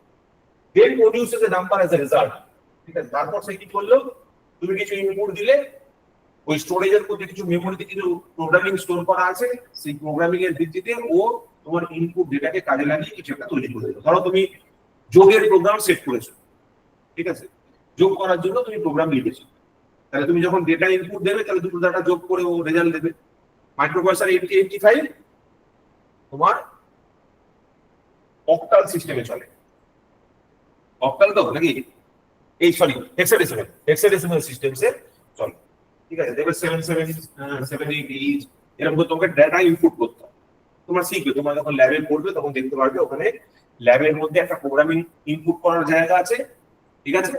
আর তারপরে প্রোগ্রামটা লোড হয়ে গেলে তারপর তুমি সেখানে তোমার ডেটাটা ইনপুট করতে পারবে, যোগ হোক বিয়োগ হোক, তুমি যেটা করতে চাইছো সেটার জন্য, ঠিক আছে। ওটা আমরা দেখবো, আমরা পরে আস্তে আস্তে দেখবো। তাহলে ব্রিফ হিস্ট্রি যদি বলি, 1971 সালে 4 বিটের মাইক্রোপ্রসেসর তৈরি করা হলো, ইন্টেল 4004। তারপর চলে এলো 72 তে 8 বিটের মাইক্রোপ্রসেসর, ইন্টেল 8008। আর 1974 এ এলো 8080। তারপর দেখো 8085 এসছে, ওই 77 78 এর কাছাকাছি। This is the most popular one, এইটাকেই আমরা স্টাডি করি। তারপরে ইন্টেল 8086 এসছে, তারপর 32 বিট অনেক প্রসেসর রয়েছে, তারপর 64 বিট প্রসেসর রয়েছে। আমরা এখন পর্যন্ত ওই 64 বিট প্রসেসরই রয়েছি। ঠিক আছে 64 bit I think i3 i5 i9 এগুলো সমস্ত সব রয়েছে। বাট এখানে আমরা এখন বর্তমানে কি করি, জেনারেশন আপডেট করি, যেগুলো ওই 3rd জেনারেশন 4th জেনারেশনের উপরে আর ইয়েগুলো করা হয় না। এখন খালি ওই প্রত্যেক বছর বছর ওরা জেনারেশনটা আপডেট করে, ওই 10th জেনারেশন 11th জেনারেশন। ওরা মেইনলি কাজ করে হচ্ছে পাওয়ার এফিসিয়েন্সির উপরে, পাওয়ার ইউসেজ যাতে কমানো যেতে পারে, ঠিক আছে, ব্যাটারি লাইফ যাতে ইমপ্রুভ করা যেতে পারে, ঠিক আছে। এখন ওইখানে কাজ হচ্ছে, কিভাবে আমি ব্যাটারি লাইফ ইমপ্রুভ করবো, কিভাবে পাওয়ার এফিসিয়েন্সি বাড়াবো, তো এগুলো হচ্ছে বর্তমান কাজ। এখানে একটা লিমিটেশন আছে, মানে এখানে একটা ফিজিক্যাল লিমিটেশন আছে, যার জন্য এই জায়গাটা এখানে এসে স্টপ হয়ে গেছে। ওই জন্য আমরা এখন যেখানে চলে গেছি সেটা হচ্ছে, তোমরা দেখবে, তোমরা পড়বে, এটাকে বলা হচ্ছে কোয়ান্টাম কম্পিউটিং। কোয়ান্টাম কম্পিউটিং, এই কোয়ান্টাম কম্পিউটিং এ আর কোনো লিমিটেশন নেই। মানে এইখানে যেমন ধরো একটা 64 বিটের স্টোরেজ লিমিটেশনস আছে, ঠিক আছে। এই 64 বিট মানে 64 বিট মানে হচ্ছে মাইক্রোপ্রসেসরের মধ্যে কত কত বিটের ডেটা আমি ইনপুট করতে পারবো। এটা আমরা পড়বো যে এই 8 বিট মানে কি, 8 বিট 8085 মানে কি, 8 বিটের ডেটা আমি এর মধ্যে ইনপুট করতে পারবো, 8 বিটের বেশি ডেটা আমি ইনপুট করতে পারবো না। ঠিক তেমন এখানে 64 বিটের ডেটা আমি ইনপুট করতে পারবো। 64 বিটের ডেটা ইনপুট করা মানে হচ্ছে 2 to the power 64 number of combinations can be input. মানে ধরো এরকম একটা ব্যাপার, ধরো আমি একটা 8 বিট নিয়ে এক্সাম করছি, ঠিক আছে। ধরো এটা একটা 8 বিটের কলম, একবার ভাগ, দুবার ভাগ, তিনবার ভাগ, এই হয়ে গেল 8 বিট, ঠিক আছে। এটা হচ্ছে তোমার ধরো bit 0, position 2, position 3, position 4, position 5, position 6 আর পজিশন 7, ঠিক আছে। এইটা হচ্ছে টোটাল 8 বিট। এবার এই 8 বিটের দেখো তুমি এরকম একটা লিখতে পারো 0 0 0 0 0 0 0 0 থেকে আপ টু সবকটা 1 পর্যন্ত লিখতে পারো, তাই না? তাহলে এইখানে 2 to the power 8 number of such combinations you can write. মানে এটা তো ধরো একটা কম্বিনেশন হলো, এরপর ধরো সবকটা 0 লাস্টেরটা 1, এরকম করতে করতে 2 to the power 8 number of combinations you can write for this thing, ঠিক আছে। মানে ইনপুট সেট অফ ডেটা তুমি যেটা এর মধ্যে দিতে পারো, সেটা এই 0 0 0 0 থেকে ওই সবকটাকে 1 1 1 1 1 1 1 1 করতে পারি, এর থেকে বেশি করতে পারবো। কারণ এখানে তো শুধুমাত্র দুটো জিনিসই পসিবল, আইদার 0 or 1। তো 2 to the power 8 number of set of data we can input, not variations we can do। এখানে 2 to the power 64। কিন্তু বর্তমানে যে ক্যালকুলেশন হচ্ছে সেখানে আমাদের দরকার পড়ছে লার্জ দেখবে ইনফরমেশনকে হ্যান্ডেল করার জন্য। তো তখন আমাদের এই কোয়ান্টাম কম্পিউটিং এর হেল্প নেওয়ার দরকার পড়ছে, ঠিক আছে। আর ওটার প্রসেসটা পুরোপুরি আলাদা, টেকনোলজি পুরোপুরি আলাদা, ঠিক আছে। ওই জন্য ওইখানে লোকজন কাজ করছে, ঠিক আছে। যদি দিস ইজ দি আপকামিং, তোমরা কোয়ান্টাম কম্পিউটিং সম্বন্ধে সার্চ করে বুঝতে পারবে this is the next generation of computing, ঠিক আছে। এবার তোমাদের পরীক্ষায় যে কোশ্চেনটা দিয়েছিল যে মাইক্রো প্রসেসর এবং মাইক্রো কন্ট্রোলারের মধ্যে হোয়াট ইজ দ্য ডিফারেন্স, ঠিক আছে। তাহলে এখানে একটা ব্লক ডায়াগ্রাম আমি ড্র করেছি, যেখানে দেখো এই মাইক্রো কন্ট্রোলারটাকে দেখিয়েছি, ঠিক আছে। এটা হচ্ছে মাইক্রো কন্ট্রোলারের ব্লক ডায়াগ্রাম, আগেরটা ছিল মাইক্রো প্রসেসরের ব্লক ডায়াগ্রাম, এটা হচ্ছে মাইক্রো কন্ট্রোলারের ব্লক ডায়াগ্রাম। তাই এর মধ্যে আলু আর সিউ দুটো এই তিনটেই আছে। বাঁ দিকে রয়েছে টাইমার কাউন্টার, ডান দিকে রয়েছে মেমোরি, আর একদিকে রয়েছে ইন্টারফেসিং সার্কিট। এই ইন্টারফেসিং সার্কিটটার ক্ষেত্রে তোমার বোথ ওয়ে কমিউনিকেশন হচ্ছে, মেমোরি ক্ষেত্রে আছে, মেমোরি ক্ষেত্রে বোথ ওয়ে কমিউনিকেশন হবে, ঠিক আছে। মেমোরি ক্ষেত্রে বোথ ওয়ে কমিউনিকেশন হবে, আর টাইমার কাউন্টারের ক্ষেত্রে সিঙ্গেল ওয়ে কমিউনিকেশন হবে। এইটা হচ্ছে গিয়ে তোমার বেসিক একটা স্ট্রাকচার ফর দি মাইক্রোপ্রসেসর, তোমার মাইক্রো কন্ট্রোলারের, ঠিক আছে। এবার দেখো এখানে, আচ্ছা এখান থেকে টাইমার কাউন্টার দুটোই করা যেতে পারে, এটা এই দুটো থাকে, ঠিক আছে। সবকটাই বোথ সাইড থাকে, ঠিক আছে। তাহলে এখানে দেখো এর একটা কিছু ইয়ে করা আছে, ডেফিনিশন করা আছে। মাইক্রোপ্রসেসরের মধ্যে আলু আর সিইউ তিনটে আছে, ওখানেও তিনটেই রয়েছে। মাইক্রোপ্রসেসরের কোনো ইন্টারনাল মেমোরি হয় না, there is no internal memory in the microprocessor, but microcontroller has internal memory, ঠিক আছে। মাইক্রোপ্রসেসরের মধ্যে কোনো ইন্টারফেসিং সার্কিট নেই, টাইমার কাউন্টার নেই, ঠিক আছে। এখানে ইন্টারফেসিং সার্কিট, টাইমার কাউন্টার রয়েছে। Used for general purpose application, it is used for special purpose application। কারা তৈরি করে? একদম ইন্টেল, এএমডি, ফিলিপস, ঠিক আছে। এখন তো ধরো স্ন্যাপড্রাগন হয়ে গেল, ওইগুলো সব সবাই বিপদের মধ্যে চলে যাচ্ছে। মাইক্রোকন্ট্রোলার অনেকে তৈরি করে, মটোরোলা মাইক্রোকন্ট্রোলার তৈরি করে, ফিলিপস মাইক্রোকন্ট্রোলার তৈরি করে, মেনলি টেক্সাস ইনস্ট্রুমেন্টস যে কোম্পানিটা আছে ওরা মাইক্রোকন্ট্রোলার তৈরির কাজটা করে। এবার এই যে মাইক্রোপ্রসেসর বা মাইক্রোকন্ট্রোলার তৈরি হচ্ছে, এদের কিছু ফান্ডামেন্টাল আর্কিটেকচার আছে, মানে ফান্ডামেন্টাল প্রিন্সিপাল আছে যার উপর করা হয়। দুটো প্রিন্সিপাল আছে, একটাকে বলা হয় ভন নিউম্যান আর্কিটেকচার অথবা প্রিন্সটন আর্কিটেকচার, একটা বলে হার্ভার্ড আর্কিটেকচার। ঠিক আছে, দুটোর মধ্যে ফান্ডামেন্টাল ডিফারেন্সটা কোথায়? একটা হচ্ছে দেখো লিখেছে, কি লিখেছে, both program and data are stored in the same memory. প্রোগ্রামকে এবং ডেটাকে যদি সেম মেমোরিতে স্টোর করা হয় তখন সেটাকে আমরা বলবো ভন নিউম্যান আর্কিটেকচার, আর দুজনকে যদি আলাদাভাবে স্টোর করা হয় তখন তাকে আমরা বলবো হার্ভার্ড আর্কিটেকচার। মানে ধরো আমি একটা যোগ বিয়োগ গুণ ভাগ করতে চাই, ধরো আমার কাছে একটা প্রসেসর আছে, তো সেই প্রসেসরের মধ্যে আমি মাইক্রো প্রসেসরের মধ্যে আমি কি করছি, যোগ বিয়োগ গুণ ভাগ করবো, তাহলে যোগ করতে চাই। তাহলে যোগ করতে গেলে যোগ করার যে প্রোগ্রামটা আছে সেটা সবার আগে আমাকে ইনপুট করতে হবে। যোগ করার প্রোগ্রামটা ঢুকিয়ে যাবে, যোগ প্রোগ্রাম সবার আগে আমাকে এখানে ইনপুট করতে হবে।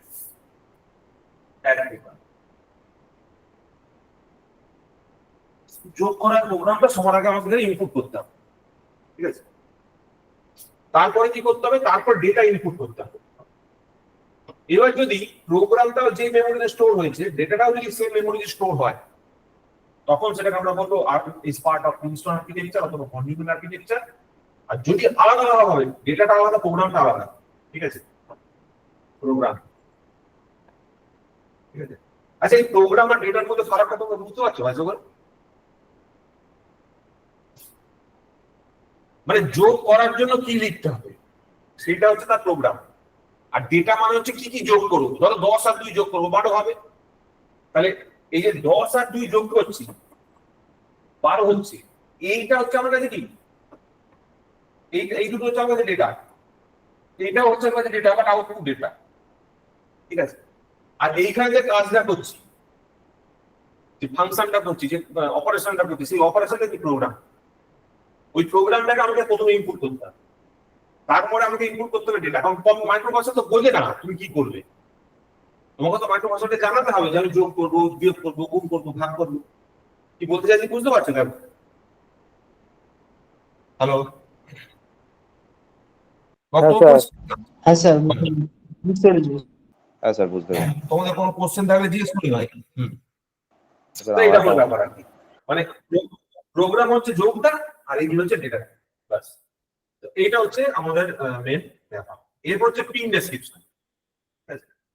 পিন ডেসক্রিপশনটা খুব ইন্টারেস্টিং একটা জিনিস। দেখো, মাইক্রোপ্রসেসরে টোটাল 40 খানা পিন আছে, ঠিক আছে। তোমাদের সেমিস্টার পরীক্ষার জন্য 40 খানা পিনের নাম মুখস্থ করতে হবে, আর 40 খানা পিন, ঠিক আছে, কোথায় কোনটার কি অ্যাপ্লিকেশন সেটা দেখো। আমি তোমাদের একটা টেকনিকে বলছি, আশা করি তোমরা অনেকগুলো পিন মনে রাখতে পারবে, ঠিক আছে। প্রথমে ধরে নাও এখান থেকে আমি একটা ব্লক ডায়াগ্রাম ড্র করলাম, ঠিক আছে। তাহলে মাথায় আমাকে কি রাখতে হচ্ছে, আমার কাছে কতগুলো পিন আছে? 40 খানা পিন আছে, 40 পিনস আছে, ঠিক আছে। এবার মেজরিটি থেকে মাইনরিটির দিকে যাবো। মেজরিটি থেকে মাইনরিটি মানে হচ্ছে মেজরিটি নাম্বার অফ পিনস কোথায় আছে। প্রথম কথা হচ্ছে, একটা মাইক্রোপ্রসেসরের মধ্যে তোমার 8 খানা তোমার থাকে ডেটা বিটস, আর 16 খানা থাকে হচ্ছে অ্যাড্রেস বিটস। কি বললাম? 8 খানা 8 বিট ডেটা থাকে, তার মানে আমাকে 8 খানা পিনকে অ্যাসিউম করতে হবে অ্যাজ ডেটা বিটস, তাই তো। ডেটা 8 খানা বিট থাকবে, 8 খানা মানে 8টা বিট মানে কি? 8টা বিট মানে হচ্ছে 8 খানা পিন, ঠিক আছে। ইন্ডিভিজুয়াল পিন ইন্ডিভিজুয়াল বিটকে ক্যারি করবে, তাহলে টোটাল এখানে আমাকে কতগুলো করতে হবে?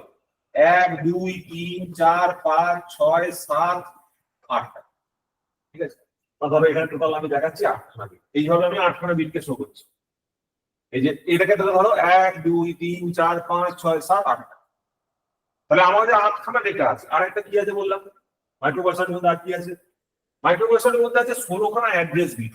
16 খানা বিট আছে কার জন্য? অ্যাড্রেসের জন্য। আচ্ছা, ডেটা মানে কি? ডেটা মানে আমি মাত্র স্যার আমাকে বললো যে ইনপুট যেটা দেবো সেটাও ডেটা, আবার যখন যোগ করছি, যোগ করার সময় যে প্রোগ্রামটা আমার লোড করতে হচ্ছে সেটাও কিন্তু একরকম ডেটা। প্রোগ্রামটা যখন আমি লোড করলাম, যখন প্রথমে যোগ করার যে প্রোগ্রামটা সেটা লোড করলাম, সেটাও একটা ডেটা। আবার যখন যোগের যে 10 আর 2টা ইনপুট করছি সেটাও একটা ডেটা। ঠিক আছে, তো প্রশ্ন হচ্ছে যে ডেটা তোমার ওই এটা হতে পারে প্রোগ্রামের ইনফরমেশনটা লোড করার সময়, সেটাও তোমার ডেটা হতে পারে।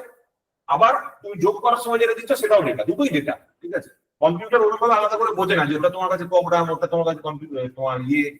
ঠিক আছে, ডেটা ওরকম বুঝবে না, তোমাকে ডিফাইন করতে হবে সবার আগে। ঠিক আছে, তাহলে আমাকে 8 বিটের ডেটা লাইন লাগবে আর 16 বিটের অ্যাড্রেস লাইন লাগবে। এবার এই অ্যাড্রেস মানে হচ্ছে এরকম একটা ব্যাপার, খুব ভালো করে বুঝবে। ঠিক আছে, ধরো ভালো করে বুঝবে কি বলতে চাইছি।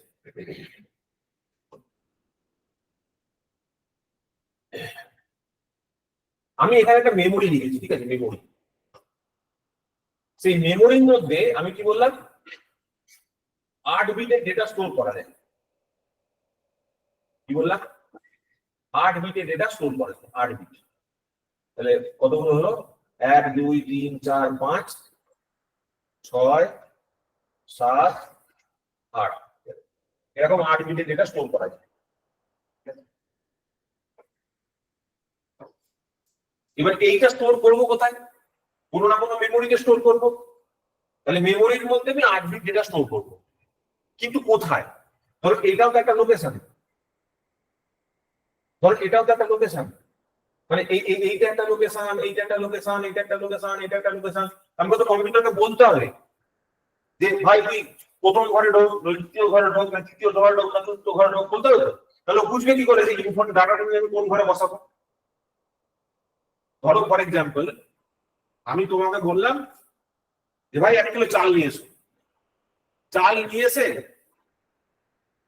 রেখে দাও। আমি শুধু বললাম রেখে দাও, তুমি কি রাখতে পারবে চাল নিয়ে এসে?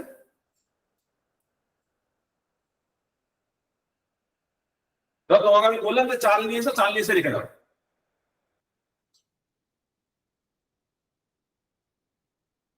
বা ধরো বললাম চাল নিয়ে এসে আমার বাড়িতে রেখে দাও, তাহলে কি চালটা সঠিক জায়গায় চলে যাবে?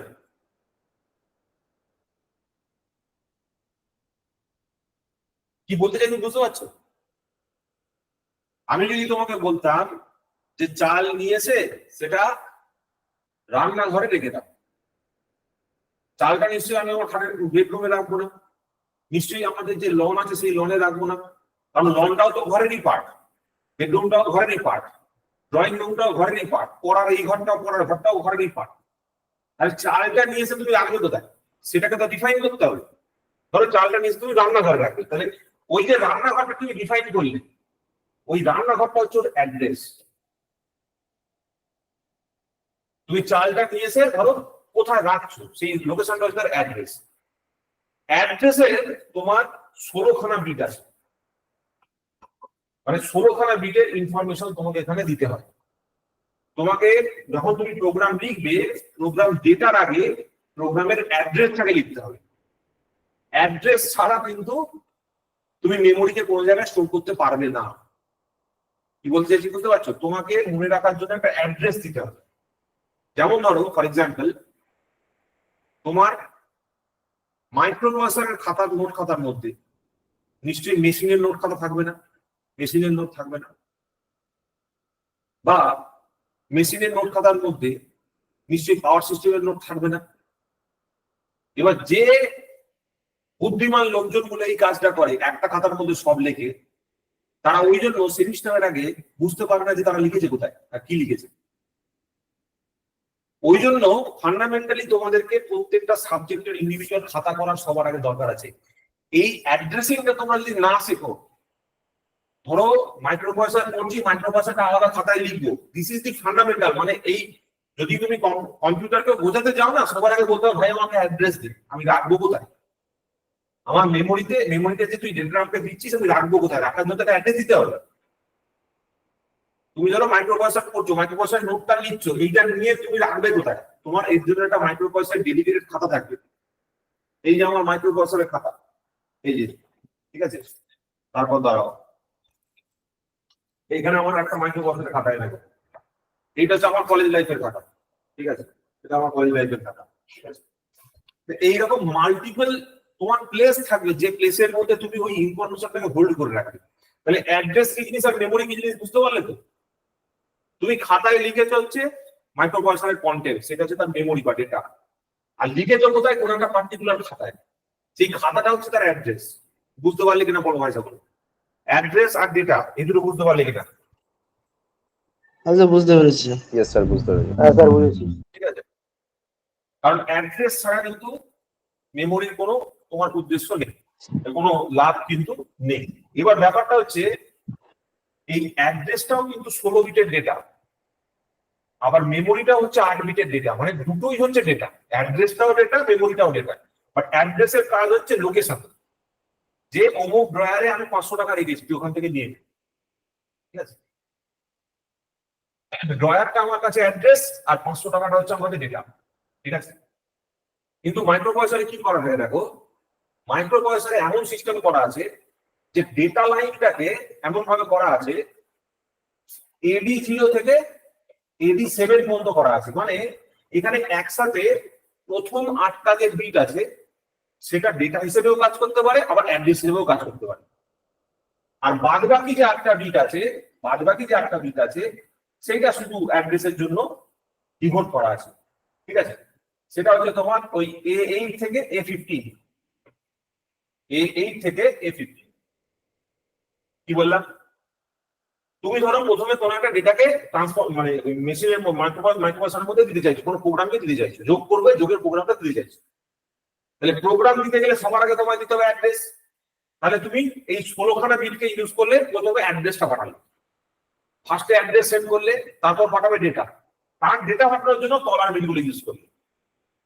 তোমার এখানে টোটাল 16খানা পিন আছে, টোটাল 16খানা পিনকে একসাথে ইউজ করছো যখন তুমি অ্যাড্রেস পাঠাচ্ছ।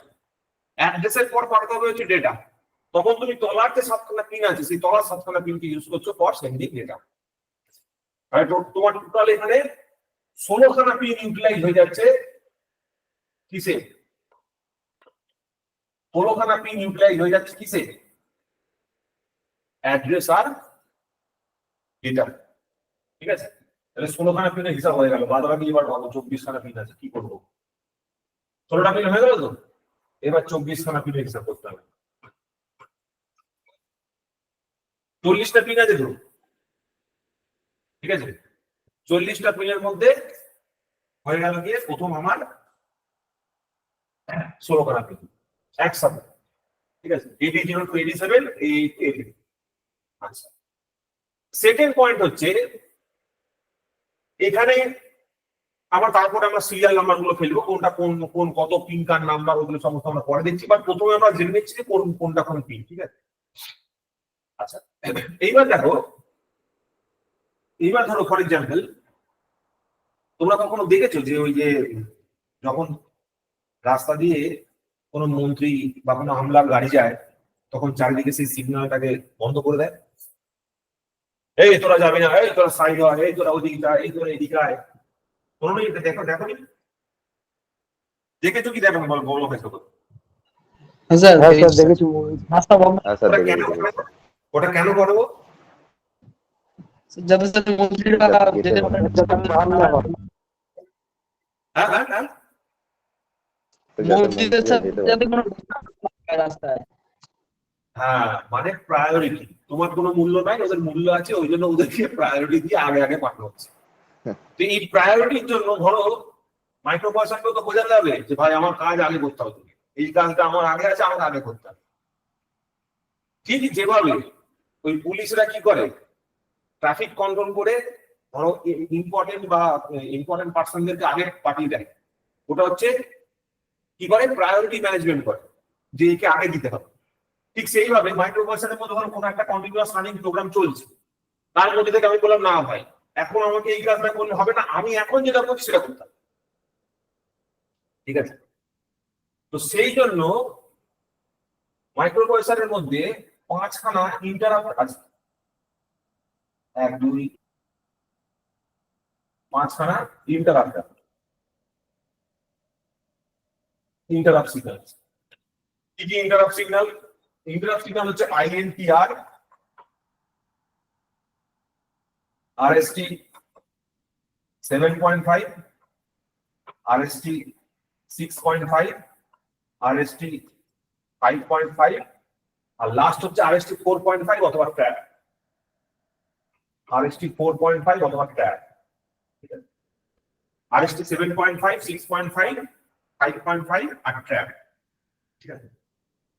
এটা অ্যাকচুয়ালি আমি উল্টো করে লিখেছি, এটা প্রথম থেকে লিখলে ভালো হতে পারে। ট্র্যাপটা হচ্ছে ফার্স্টে, তারপর হচ্ছে প্রায়োরিটি অনুযায়ী এটা নাম্বার হলো পর পর বড় বড় থেকে ছোট হবে, ঠিক আছে। এটা হচ্ছে 7.5 ফার্স্টে হবে, তারপর হবে 6.5, তারপর হচ্ছে 5.5, তার মানে হচ্ছে INT একটা হচ্ছে 4.5, ঠিক আছে। INT একটা হচ্ছে 4.5। ট্র্যাপ মানে কি? ট্র্যাপ মানে হচ্ছে কিন্তু হাইয়েস্ট প্রায়োরিটি ইনপুট, ঠিক আছে।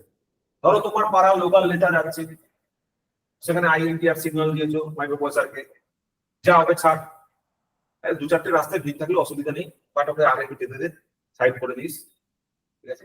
তারপর RST 5.5, ধরো লোকাল নেতা থেকে একটু উপরে MLA, তারপর ধরো 6.5 ধরো ফর এক্সাম্পল মুখ্যমন্ত্রী যাচ্ছে 6.5 এ, 7.5 এ ধরো প্রধানমন্ত্রী যাচ্ছে, আর ট্র্যাপে ধরো আমাদের দেশের রাষ্ট্রপতি যাচ্ছে, ঠিক আছে। তো এরকম একটা ব্যাপার, এরকম ইন্টারাক্টেড আমাদের সিগন্যাল দেওয়া রয়েছে, যে সিগন্যাল গুলো দিয়ে মানে এরকম একটা ব্যাপার, ধরো প্রেসিডেন্টের মতো গুরুত্বপূর্ণ লোক আসছে, তখন আমি কোন একটা কাজ করতে যাচ্ছি, তো এই ট্র্যাপে আমি একটা সিগন্যাল দিলাম, দিয়ে বললাম ভাই তোর সমস্ত কাজ বন্ধ কর, এখন আমি যেটা বলবো সেটা কর। ওই ট্র্যাপ ইনপুট দিয়ে আমরা ওগুলোকে হল্ট করে দিই, প্রোগ্রামগুলো এক্সিস্টিং রানিং প্রোগ্রামগুলোকে হল্ট করে দিই। এইগুলোকে বলা হয় ইন্টারাপ্ট সিগন্যাল। তাহলে তোমার এখানে টোটাল হয়ে গেল কতগুলো বিট? 24 - 5, তাহলে পড়ে হলো 19টা বিট, তাই তো? স্যার এই যে মানে হ্যালো হ্যালো বলো। বলছি স্যার, এই যে বলো, RST শুনতে পাচ্ছি। 7.5, RST 7.5 যেগুলো আছে মানে পরপর, এগুলোতে স্যার সিগন্যালটা কখন যাবে? যখন আমি চাইবো এক্সটার্নাল ইনপুট, মানে সব থেকে ফার্স্ট প্রায়োরিটি হচ্ছে RST ট্র্যাপিং, তারপর 7.5, 6.5, 5.5, এটা হচ্ছে ইন্টারাপ্টের সিকোয়েন্স, মানে যে অর্ডারে আমি তাকে মানবো। আর ধরো একই সাথে আচ্ছা, দুটো পিনের সিগন্যাল এসে, ধরো একই সাথে দুটো পিনের সিগন্যাল এসে বা তিনটে পিনের সিগন্যাল এসে, তাহলে আমি কাকে প্রায়োরিটি দেবো? যে হায়ার পজিশনে আছে তাকে দেবো। ধরো ট্র্যাপের সিগন্যাল আছে 7.5 আছে, 6.5 আছে, আমি ট্র্যাপকে দেবো, ঠিক আছে। এইভাবে আমাদের হয়ে গেল গিয়ে তোমার ইন্টারাপ্ট সিগন্যাল। তাহলে সিস্টেমটাকে প্রথম এটা হয়ে গেল, মানে ডেটা গেল, ডেটা এলো, আর কিছু টাকা আটকালাম, বন্ধ করলাম, এই সমস্ত ব্যাপার। আচ্ছা, সিস্টেমটাকে চালু করতে গেলে কিছু পাওয়ার সাপ্লাই দিতে হবে তো, হবে তো? Power supply plus VCC, positive দরকার। সিস্টেমে সিপিইউ তো গ্রাউন্ড দিতে হবে, গ্রাউন্ড। একটা গ্রাউন্ড দিতে হবে। হ্যাঁ, 5 ভোল্টের একটা সাপ্লাই দেবো, 5 ভোল্টের সাপ্লাই, একটা গ্রাউন্ড করবো, গ্রাউন্ড, ঠিক আছে। এটাকে আমি এরকম ভাবে দেখাচ্ছি, গ্রাউন্ড হিসেবে দেখাচ্ছি। তাহলে আরো দুটো পিন হয়ে গেল, তাহলে সাপ্লাই হয়ে গেল, গ্রাউন্ড হয়ে গেল, তার মানে আমার পড়ে রইল দুটো পিন মাইনাস হয়ে পড়ে রইল। স্যার আমার একটা কোশ্চেন ছিল। হ্যাঁ বলো। হ্যাঁ স্যার, বলছি যে কোনো মাইক্রোপ্রসেসর বা ইয়েতে মানে 5 ভোল্টটাকে কেন ডেটা হিসেবে ইউজ করা হয়? আমি 12 ভোল্টটা ইউজ করতে পারতাম। ওটা ভাবে ঠিক হয় না, তাই তো? ওটা অ্যাকচুয়ালি 0 ভোল্টকে সবসময় ধরা হয় বিটকে 0 হিসাবে, আর 5 ভোল্টকে 1 হিসাবে ধরা হয়। হ্যাঁ, তো আমি স্যার ওটা 12 ভোল্টটা তো ইউজ করতে পারতাম, মানে স্ট্যান্ডার্ড, মানে ওটা তুই আচ্ছা তোমার স্যার, মতো বললাম। ওটা স্ট্যান্ডার্ড। আচ্ছা ওই স্যার, 5 ভোল্টটাকে একটা স্ট্যান্ডার্ড হিসেবে আমরা ধরে নিয়েছি। Okay sir. আমরা ধরে নিয়েছি যে ওই 5 ভোল্ট মানে হচ্ছে তোমার 1 ডিজিটাল ইনপুট 1 হিসেবে। মানে 5 ভোল্ট স্যার হাই আর 0 ভোল্ট হচ্ছে লো। হ্যাঁ, 5 ভোল্ট মানে হাই আর 0 ভোল্ট মানে লো, এটা আমি ধরে নিয়েছি। এটা আমাদের কনসেপ্ট। কিছু কিছু জিনিস আমাদের মেনে নিতে হয়। আচ্ছা,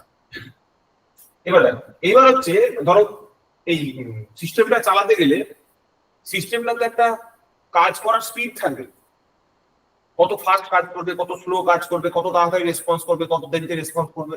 তাহলে ওর জন্য আমাকে এখানে একটা ক্রিস্টাল অসিলেটর দিতে হয়। কি দিতে হয়? Crystal oscillator. 3 মেগাহার্জের একটা ক্রিস্টাল অসিলেটর থাকে। অসিলেটর। এই ক্রিস্টাল অসিলেটরটা ডিসাইড করে তোমার মাইক্রোপ্রসেসরের চিপের ফ্রিকোয়েন্সি কত হবে। দেখবে তোমরা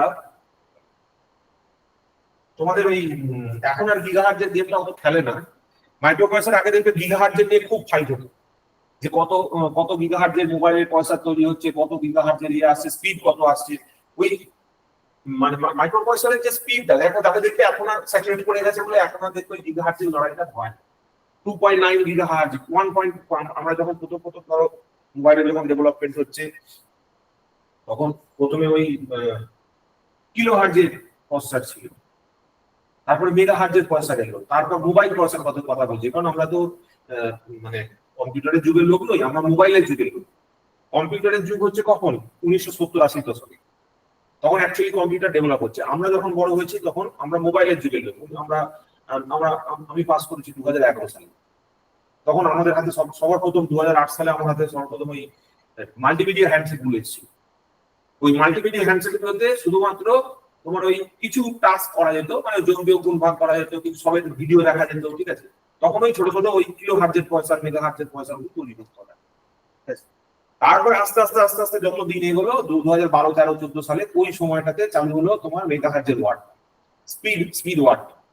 এই স্পিড ওয়াটটা খানিক দিন চললো, তবে চলতে 2017-18 পর থেকে স্যাচুরেট করে গেল, কারণ তারপরে আর স্পিড বাড়াতে পারবে না, সবার একটা লিমিটেশন আছে, ঠিক আছে। ওই একটা গিগাহার্টজ রেঞ্জের একটা ফ্রিকোয়েন্সি যেগুলো তোমার আছে, ওই ফ্রিকোয়েন্সিটা অ্যাকচুয়ালি ডিসাইড করছে how fast the chip can operate, ঠিক আছে। চিপের কত তাড়াতাড়ি অপারেট করতে পারবে সেইটার জন্য ওই ফ্রিকোয়েন্সি থাকবে। যার ফ্রিকোয়েন্সি যত ভালো হবে, যত হাই হবে, তত ফাস্ট অপারেশন করতে পারবে। তোমরা নিশ্চয়ই অ্যানালগ ইলেকট্রনিক্সে ক্রিস্টাল অসিলেটর পড়েছো, যদি না পড়ে থাকো ভালো করে পড়বে, কিন্তু ক্রিস্টাল অসিলেটর থেকে তোমাদের প্রত্যেকটা গভর্নমেন্ট জবে কোশ্চেন আছে, সব জায়গায় আছে। তাহলে এইখানে চলে গেল আরো দুটো পিন, ঠিক আছে। ক্রিস্টাল অসিলেটরের দুটো পিন এখানে ডেডিকেট করা থাকে, তাহলে এখানে আরো দুটো চলে গেল ফর ক্রিস্টাল অসিলেটর। তাহলে 15খানা পিন পড়বে, 15 পিন সেট, ঠিক আছে। এইবার যে তোমার পিন গুলো আছে তার মধ্যে মেজর একটা সেট আছে। মেজর যে সেটটা আছে সেটা হচ্ছে, ধরো মাইক্রোপ্রসেসর তো এখনো পর্যন্ত যা বলেছি সেখানে কি কোনো অপারেশনের কথা বলেছে? রিড করবে, রাইট করবে, সেগুলো কি বলেছি? না রিড স্যার, রাইটের কোনো পিন এখানে দেখতে পাচ্ছ? রিড রাইট করবে, না স্যার। তো কখন না, রিড করবে কখন রাইট করবে সেটা করার জন্য 5খানা, হ্যাঁ, সেটা করার জন্য তোমার 5খানা স্ট্যাটাস সিগন্যাল আছে, ঠিক আছে। রিড রাইট এগুলো কখন হবে, কি কম্বিনেশনে হবে, সেটা করার জন্য আমার কাছে 5খানা স্ট্যাটাস সিগন্যাল আছে। সেই 5খানা স্ট্যাটাস সিগন্যাল কি কি যাবে? 1টা 2টো 3টে 4টে 5টা। একটা হচ্ছে ALE। ALE মানে হচ্ছে অ্যাড্রেস ল্যাচ এনেবল। ALE এর পুরো কথা হচ্ছে অ্যাড্রেস ল্যাচ এনেবল। এর ফুল ফর্মটা দেখেই তুমি বুঝতে পারছো। অ্যাড্রেস ল্যাচ এনেবল মানে হচ্ছে আমি চাইছি আমার প্রত্যেকটা যে বিট আছে, ডেটা বিট এবং অ্যাড্রেস বিট, পুরোটাই অ্যাড্রেস হিসেবে ইউজ হবে। অ্যাড্রেস ল্যাচ এনেবল ALE যখনই হাই থাকবে, মানে 1 থাকবে, তার মানে আমার বুঝতে হবে আমার ডেটা বিট, মানে আমার যে অ্যাড্রেস এবং ডেটার যে বিট আছে ওটা পুরোটাই অ্যাড্রেস বিট হিসেবে কাজ করছে। অ্যাড্রেস ল্যাচ এনেবল হওয়া মানে হচ্ছে যে ইনফরমেশনটা আমি পাঠাচ্ছি পুরোটাই অ্যাড্রেস। এটা লো হওয়া মানে হচ্ছে পুরোটাই আমার কাছে ডেটা, ঠিক আছে। মনে রাখতে হবে অ্যাড্রেস ল্যাচ এনেবল, এটা হচ্ছে তার পুরো কথা। এরপরে আছে হচ্ছে S0 S1। S0 S1 কে বলা হয় স্ট্যাটাস সিগন্যাল, ঠিক আছে। S0 S1 এগুলো বলা হয় স্ট্যাটাস সিগন্যাল, ঠিক আছে। এটা কি জিনিস আমি বলছি। S0 S1 এর পরে আসে হচ্ছে IO এম্বার, IO/এম্বার। IO এম্বার মানে হচ্ছে ইনপুট আউটপুট অথবা মেমোরির বার। মানে এই তিনটা দিয়ে আমি ডিসাইড করব আমার এখন ইনপুট আউটপুট অপারেশন হবে না মেমোরি রিড রাইট অপারেশন হবে, মেমোরির অপারেশন হবে না ইনপুট আউটপুট অপারেশন হবে, সেটা এই তিনটা ডিসাইড করবে, ঠিক আছে। আর একটা থাকে হচ্ছে আরটি বার এন্ড আরেকটা আছে ডাব্লিউআর বার। আরটি বার মানে হচ্ছে রিড অপারেশন করাতে হবে, ডাব্লিউআর বার মানে হচ্ছে রাইট অপারেশন করাতে হবে। ধরো ফর এক্সাম্পল এইখানে তুমি 1 ইনপুট দিয়েছো, এইখানে তুমি আরটি বারে তুমি 1 ইনপুট দিয়েছো। আরটি বারে 1 ইনপুট দেওয়া মানে কি, রিড লো, মানে রিড অপারেশন হবে না, রিড অপারেশনকে স্টপ করার কথা বলা হচ্ছে। যদি তুমি ডাব্লিউআর বারে 1 দাও তার মানে হচ্ছে ডাব্লিউআর টা লো হয়ে গেছে, রাইট অপারেশনটা লো হয়েছে, মানে রাইট অপারেশন হবে না। ঠিক আছে, তো এইভাবে এই 6টা সিগন্যাল তোমার 6টা পিন এখানে রয়েছে, যেগুলো দিয়ে আলটিমেটলি আমরা স্ট্যাটাস চেক করতে পারি, আর বেশ কিছু কন্ট্রোল পারপাস আমরা করে থাকি। এবার এই স্ট্যাটাসটা আমরা একটু দেখবো যে স্ট্যাটাস মানে, স্ট্যাটাস মানে হচ্ছে এই যে S0 S1 এগুলো রয়েছে, এর কিছু পজিশন আছে, এই পজিশনের রেসপেক্টে এর কিছু ভ্যালু আছে। ঠিক আছে, যে কখনো রিড অপারেশন করবে কখনো রাইট অপারেশন করবে, সেইটাকে আমরা আইডেন্টিফাই করতে পারি from this S0 and S1। ঠিক আছে, তো এটা নোট করো। কখন আমরা স্যার এই পাঁচটা সিগন্যালের নামটা কি বলেন, এই পাঁচটা যে পিন একসাথে? মেইনলি এই দুটো হচ্ছে তোমার স্ট্যাটাস সিগন্যাল S0 আর S1, আর এই যে 6টা পিন, এই যে 6টা পিন আছে, এই টোটাল 6টা পিন যে রয়েছে, এগুলো তোমার ওই মানে ডেটার ম্যানেজমেন্টের কাজই করে আর কি। ঠিক আছে, কখন রিড হবে, কখন রাইট হবে, কখন আইও হবে, কখন মেমোরি হবে, তো এই ধরনের ডেটা ম্যানেজমেন্টের কাজ করে। আলাদা করে আর ওরা ভাবে ডিফাইন, এরপর তলায় আরো ডেফিনেশন আছে, আমি তলায় আরো যেগুলো বলছি সবার আগে স্ট্যাটাসটা তোমাদের বলি। স্ট্যাটাসটা কি? স্ট্যাটাসটা মেইনলি বোঝায় হচ্ছে কখন তোমার, হ্যাঁ এই যে স্ট্যাটাস মানে কি, স্ট্যাটাস মানে হচ্ছে ধরো দুটো পিন আছে S0, একটা পিন আছে S1, 0 0 0 1 1 0 1 1। ঠিক আছে, যদি দুটো পিনেই 0 অপারেশন থেকে থাকে, ঠিক আছে, তার মানে হচ্ছে এটা হল্ট অপারেশনকে বোঝাচ্ছে, হল্ট, এটা হল্ট হয়ে গেছে, মানে সিস্টেমটা হল্ট হয়ে আছে। যদি S এর 0 থাকে, S0 তে যদি S0 1 আর S1 টা যদি 0 হয়ে থাকে, এইটা হচ্ছে আমাদের রাইট অপারেশন, তখন ইনফরমেশন রাইটের কাজ করছে। S1 যদি 1 হয়, S0 যদি 0 হয়, এটা হচ্ছে রিড অপারেশন, এটা হচ্ছে রিড অপারেশন। ঠিক আছে, আর দুটোই যদি 1 হয় এইটাকে বলা হয় fetch operation. Fetch operation, fetch মানে হচ্ছে অপকোড ফেচ। অপকোড মানে হচ্ছে অপারেশন কোড, অপারেশন কোড মানে হচ্ছে ধরো অ্যাড বি, এই কথাটা মানে রেখে, অ্যাড মানে হচ্ছে অ্যাড বি মানে হচ্ছে, তোমাকে আরো একটা জিনিস বুঝতে হবে, আমাদের এই যে ALU তে আমাদের একটা রেজিস্টার আছে যেটাকে আমরা বলি অ্যাকুমুলেটর বা A। অ্যাড বি মানে হচ্ছে বি রেজিস্টারে যে ডেটাটা আছে তার সঙ্গে A রেজিস্টারের ডেটাটাকে যোগ করো। ধরো বি রেজিস্টারে 10 আছে, যদি আমাকে হেক্সাডেসিমেলে পুট করতে হবে, আমি জাস্ট নাম বাংলায় বলছি, আমরা বাইনারিতে ডেসিমেলে বলছি যে বি তে 10 আছে আর অ্যাকুমুলেটরে 2 আছে। অ্যাড বি মানে হচ্ছে 10 আর 2 যোগ করো, যোগ করে সেই ইনফরমেশনটা A তে রাখো, অ্যাকুমুলেটরে রাখো। অ্যাকুমুলেটর হচ্ছে এমন একটা লোকেশন বা এমন একটা রেজিস্টার যেখানে ফাইনাল রেজাল্টটা হোল্ড করে থাকে। অ্যাকুমুলেটর হচ্ছে এমন একটা রেজিস্টার যার মধ্যে ফাইনাল রেজাল্টটা হোল্ড হয়ে থাকে। ধরো মাইক্রোপ্রসেসর সমস্ত অপারেশন হচ্ছে, তার ফাইনাল কমপ্লিট হয়ে গেল অপারেশন, কমপ্লিট হওয়ার পর সেটা কোথায় থাকবে, অ্যাকুমুলেটরে। অ্যাড বি মানে হচ্ছে বি রেজিস্টারের কন্টেন্টের সাথে অ্যাকুমুলেটরের কন্টেন্টটাকে যোগ করো, যোগ করে অ্যাকুমুলেটরে ফেলে রাখো।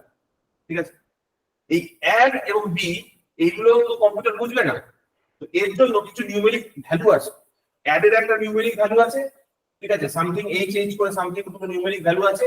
আর বি এরও অ্যাড বি করার জন্য বি তে তো তোমার ডাটা আছে, তো এখানেও তোমার কিছু নিউমেরিক ভ্যালু দিতে হবে, সেগুলো একটা চার্ট থেকে বার করা যায়। ওই চার্ট থেকে বার করা ওই ডেটাগুলোকে বলা হয় অপকোড। এই ফেচ মানে হচ্ছে যখন এই অপারেশন কোডটাও নেয়, ঠিক আছে, অপারেশন কোড নেওয়ার অপারেশনটা যখন করা হয় তখন এই ফেচ অপারেশনটাকে আমরা কাজে নেয়। ঠিক আছে, তো এই S1 আর S0 অ্যাকচুয়ালি মাইক্রোপ্রসেসর কি কাজ করছে সেটা বলে যায়। 0 0 হলে হল্ট, 0 1 হলে তোমার হয়ে গেল কি রাইট, 1 0 হয়ে গেল কি রিড, আর 1 1 হয়ে গেল কি তোমার ফেচ, ঠিক আছে? এটা হচ্ছে ফান্ডামেন্টাল। এর পরেও আমি এখানে IO/m বারটাকে অ্যাড করতে পারি, ঠিক আছে? IO/m বারটাকে আমি অ্যাড করতে পারি, দিয়ে আরো এটাকে বড় করতে পারি, সেটা আমরা পরে করছি। জাস্ট আমরা এইটুকু বুঝে রাখবো যে এই পিনে এই ইনপুট দিলে এই অপারেশনটা হবে। অপকোড ফেচ মানে হচ্ছে অপারেশন কোড, যে নিউমেরিক ডেটা সেটাকে ফেচ করে। আলফা যে ডেটা থাকে, মানে এই অ্যাড এর জন্য যে নিউমেরিক ডেটা সেটাকে ফেচ করতে হবে, ঠিক আছে? এটা হচ্ছে ব্যাপার। এটা সম্বন্ধে আমরা আরো আগে পড়বো, আরো পরে যত এগুলো তত বুঝতে পারবো, ঠিক আছে? তাহলে এখান থেকে টোটাল স্ট্যাটাস সিগন্যাল আর এইগুলো নিয়ে টোটাল 6টা পিন কমে গেল। স্ট্যাটাস সিগন্যাল নিয়ে টোটাল 6টা পিন কমে গেল, পড়ে গেল 9খানা, ঠিক আছে? 6টা পিন কমে গিয়ে পড়ে গেল টোটাল 9খানা পিন। আচ্ছা, এইখানে একটা সেপারেট পিন আছে যেটাকে বলা হয় SID, সিড, ঠিক আছে? একটাকে বলা হয় SOD, সর্ট, সিড আর সর্ট। সিড মানে হচ্ছে সিরিয়াল ডেটা ইনপুট, সিড মানে হচ্ছে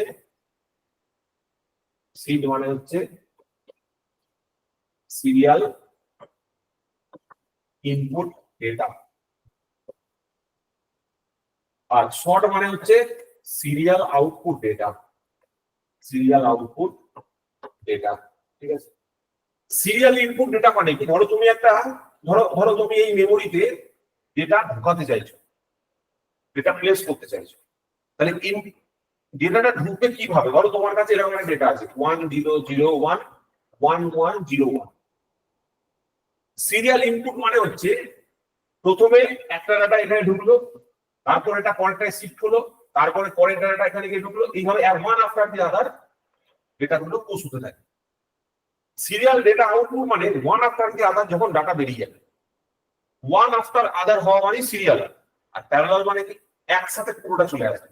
ধরো এখানে আমি একটা কোনো সিস্টেমে ডাইরেক্টলি এই ডেটাটাকে একসাথে দেখতে চাইছি, তখন পুরো ডেটাটা একসাথে যদি ভিজিবল হয়, একসাথে যদি চলে আসে, তখন সেটা বলে প্যারালাল ইন অথবা parallel out.